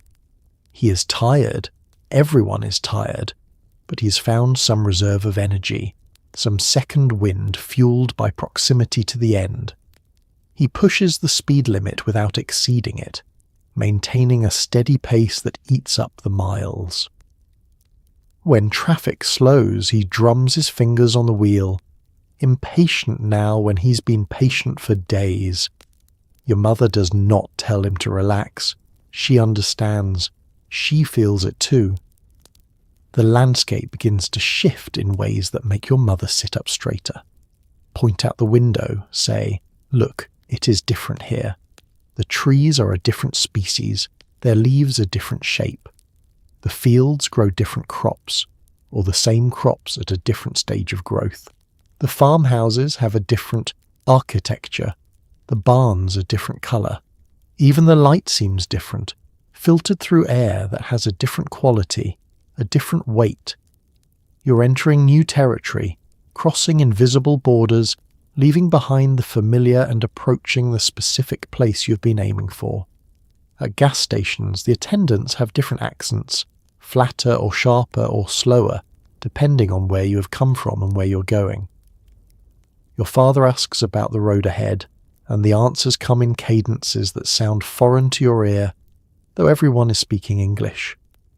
Your mother buys a local newspaper at one stop, skimming the headlines, reading about events and people and concerns that are specific to this place, this region, this small corner of the country you have driven across. The anticipation becomes physical. Your sibling bounces in the back seat, unable to sit still, asking every 10 minutes, "Are we there yet?" Even though the answer has been no for 3 days and will continue to be no until suddenly it is yes. You feel it too, a tightness in your chest, a nervous energy that has nowhere to go. You have been travelling for so long that arrival feels impossible, abstract, something that happens to other people, but not to you. Your mother opens the atlas one last time, though she no longer needs it. She traces the final miles with her finger, reading the town names aloud like a poem or a prayer. You'll pass through Millerton, then Riverside, then Cedar Falls, and then you will be there, at your destination, at the place that has existed only as a dot on a map and a name you've been repeating for days. And then it happens. Your father rounds a curve and there, at the side of the highway, is the sign. Not a billboard, not an advertisement, but the official green highway sign that announces in crisp white letters the name of your destination and the mileage, 12 miles. Everyone in the car reacts. Your mother gasps softly, your sibling shouts. Your father says, "There it is," his voice thick with something that might be relief or exhaustion or vindication. You press your face to the window, staring at the sign as it recedes behind you. Proof that you are almost there, that the journey is ending. The final 12 miles are the longest and shortest of the trip. Your father slows down, no longer in a hurry now that the end is certain. Your mother folds the map for the last time, tucking it into the glove compartment. The scenery blurs, Or maybe you have just stopped paying attention, your focus entirely internal now, preparing yourself for arrival, for the transition from motion to stillness. And then you're in the town itself, on its streets, passing houses and shops and people who live here, for whom this place is not a destination but home. Your father navigates by street names your mother reads from the direction someone sent weeks ago. Left on Oak, right on Maple, third house on the left. And suddenly you are pulling into a driveway, and the car is stopping, and the engine is cutting off, and the journey is over. You pull into the driveway of your destination, whether it is a relative's house or a rented cabin or a campsite, and the car finally, mercifully, stops. Everyone sits for a moment in the sudden stillness, too tired to move. Then the doors open, and you spill out onto solid ground, legs stiff, backs aching, faces dusty from the road. Your mother smooths her hair, your father stretches, his joints popping. And someone comes out to greet you, exclaiming over how far you have come, how tired you must be, how good it is to see you. And it is. The silence is startling. For days the world has been defined by motion and noise, the engines rumble, the wind through the windows, the road's constant hum. Now there is nothing. The car sits ticking as the engine cools, releasing heat, settling into stillness. No one moves for a long moment. Everyone's suspended in the strangeness of having arrived, of no longer needing to go anywhere. Then your father opens his door and the spell breaks. He steps out stiffly, one hand on the small of his back, the other gripping the door frame for support. He stretches, reaching toward the sky, and his spine produces a series of pops that make your mother wince. He does not seem to notice, too focused on the simple pleasure of standing upright, of being outside the car without the need to get back in. Your mother emerges more slowly, smoothing her skirt, patting her hair, trying to restore some semblance of the put-together woman who left home days ago. The mirror in the visor showed her the truth. Wind-blown hair, a face shiny with road dust and sweat, lipstick long since faded.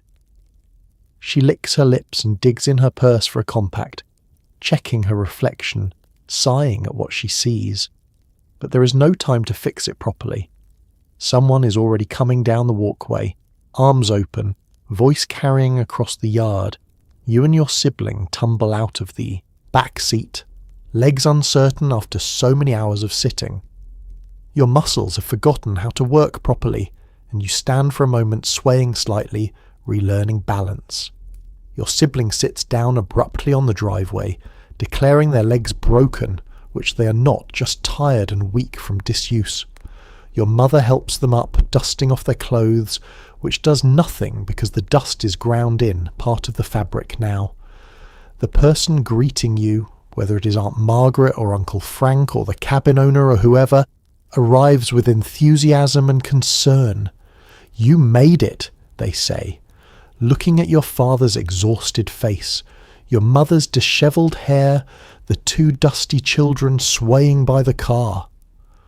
"How was the drive?" your father answers with the understatement that defines his generation. "Long," he says. Your mother adds, "The car overheated once, but we managed." This is the summary of days, of hundreds of miles, of breakdowns and detours and roadside picnics, reduced to 2 sentences. But the greeter understands. They have made long drives themselves in their own era, their own cars. They usher everyone inside or toward the cabin or to the campsite, talking constantly, filling the silence your family has been living in. Come in, come in. You must be exhausted. Let me get you something cold to drink. Did you have trouble finding the place? The questions require only minimal answers, which is good because no one has the energy for conversation. Your father returns to the car to begin unloading, and the greeter's husband or son or someone appears to help, the two of them pulling suitcases from the trunk, carrying them inside. Your mother supervises, making sure nothing is forgotten, counting bags, checking that the cooler and the picnic basket and your father's fishing rod all make the journey from car to house. Inside, or wherever inside is, you are shown where you will sleep. Real beds. With real pillows and clean sheets that smell like detergent and sunshine. You sit on the edge of the bed and nearly weep with relief. Your sibling flops backward and announces they are never moving again. Your mother tells them to wash up before they touch anything, but her voice is gentle, understanding. The bathroom has a real bathtub, and your mother runs water, testing the temperature, adding soap. You and your sibling take turns, washing days of road dust down the drain, watching the water turn grey. You scrub your face, your hands, behind your ears where your mother always checks. You emerge pink and clean and wrinkled, feeling almost human again. Your father stands in the doorway, watching the activity, a small smile on his face. He has done what he set out to do, delivered his family safely across miles of highway, through heat and breakdowns and exhaustion, to this place, this moment. Someone hands him a glass of iced tea, condensation already beading on the outside. He drinks it in long swallows, the cold spreading through his chest. Your mother sits in a real chair, not a car seat, and sighs deeply. She accepts her own glass of tea and sips it slowly, her eyes closing. Someone asks if you are hungry, and everyone realizes simultaneously that yes, they are starving, despite the snacks and the diner food and the roadside fruit. Real hunger, the kind that comes from effort and arrival. Food appears, sandwiches or a casserole or something simple and filling. Everyone eats without speaking, focused entirely on the plate in front of them, and gradually as the food settles and the exhaustion begins to lift slightly, the story of the journey starts to emerge. Your father mentions the overheated engine. Your mother talks about the motel with the strange wallpaper. Your sibling insists on telling about the dinosaur footprints.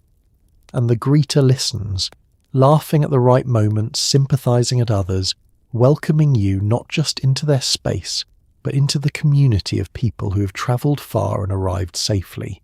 The journey is over. The car sits in the driveway, dusty and tired, its work done for now, and inside, your family begins the process of becoming stationary again, of remembering what it feels like to stay still, to be somewhere instead of going somewhere. Though already, in the back of your mind, you're thinking about the return trip, about the road home, about the journey that is always waiting. Weeks later, when you're home and the trip is over, what you remember is not always the destination. What you remember is the road itself, the hum of the engine, the wind through the windows, the taste of diner coffee, the smell of your mother's packed sandwiches, the sight of your father's hands on the steering wheel. You remember the small towns you passed through, the strangers who helped you, the roadside picnics, the nights spent in strange beds or no bed at all. The journey, with all its discomfort and uncertainty and wonder, becomes the story you tell. And somehow, that makes it all worth it. The photographs your mother took with the brownie camera come back from the drugstore weeks after you've returned home. She spreads them on the kitchen table, and everyone gathers around to see the evidence of the journey. There you are, standing beside the world's largest ball of twine, or the dinosaur footprints, or whatever roadside attraction seemed worth documenting. There is your father pumping gas, squinting into the sun. There is your sibling eating a peach, juice on their chin. There is the motel with its neon sign glowing in the dusk. But the photographs do not capture everything. They cannot capture the feeling of the wind through the open windows, the way it smelled different in different states. They cannot capture the sound of the engine overheating, the hiss of steam, the long wait in the sun. They cannot capture your father's determination or your mother's patience, or the strange intimacy of being confined together in a small metal space for days on end. What stays with? You are the sensory details, the ones that bypass the camera entirely. The taste of that roadside diner's meatloaf, better than it had any right to be. The feel of sleeping in the car, your neck cramped, your siblings' feet in your ribs, but somehow peaceful under the enormous star-filled sky. The sound of your parents talking quietly in the front seat during the all-night drive, their voices blending with the radio static and the engine hum into something that felt like safety. You remember the people, the gas station attendant who checked the oil and wiped the windshield and gave directions in his slow, careful accent. The woman at the fruit stand with her sun hat and her generous smile.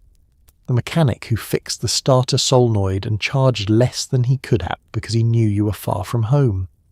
The waitress who refilled your father's coffee without being asked. These strangers who appeared briefly in your journey and then disappeared, never to be seen again, but who left. Marks on the trip made it more than just a transit from one place to another. Your mother tells the story of the overheated engine to her friends, her voice animated, making it sound more dramatic than it felt at the time.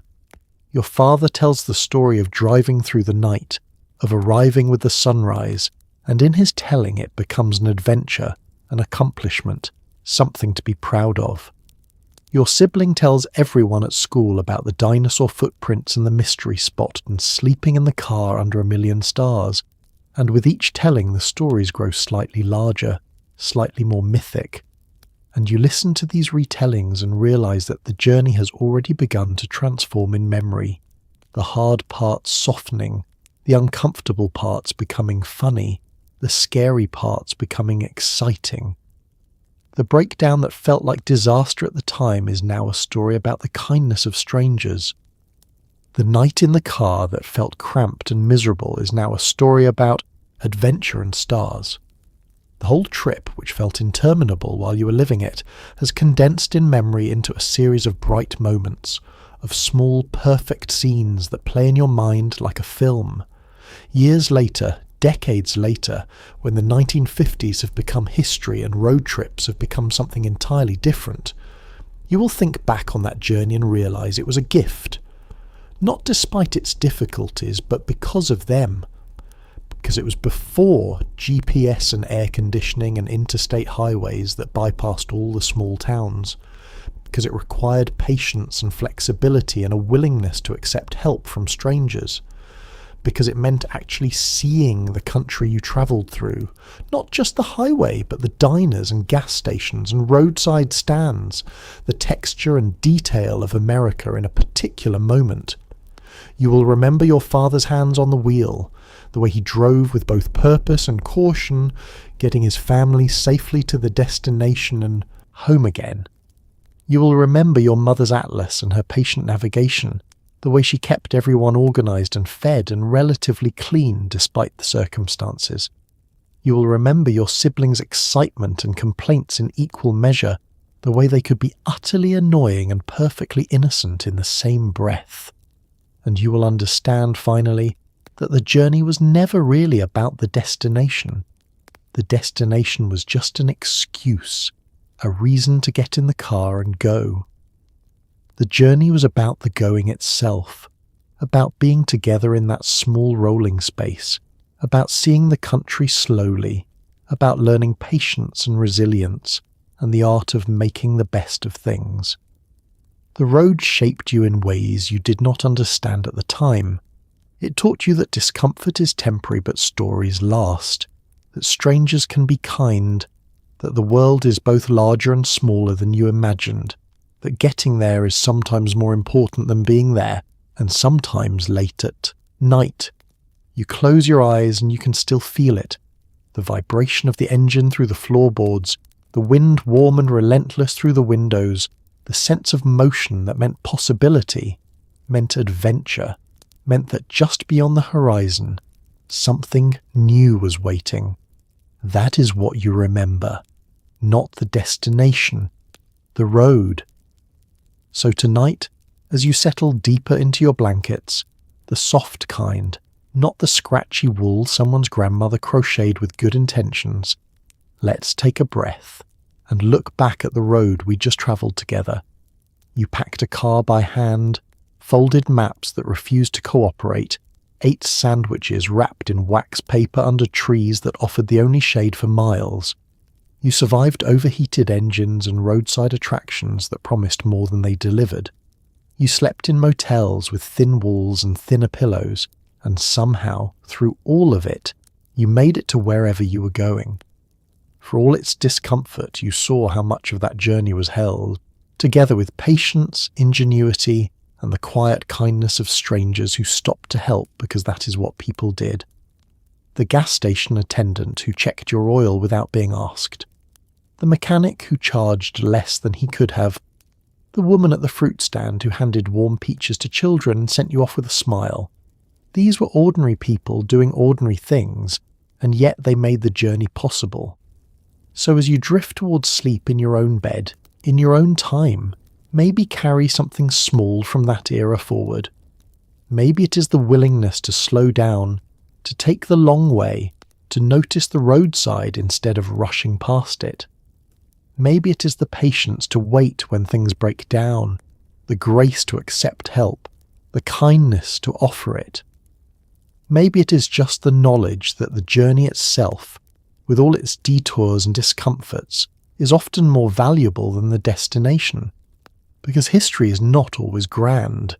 Sometimes it is a car full of family, a map that will not fold right, and a road that winds through towns whose names you will forget but whose kindness you will remember. Good night. May your own roads be kind, your engines stay cool, and your memories be warmer than any photograph could capture.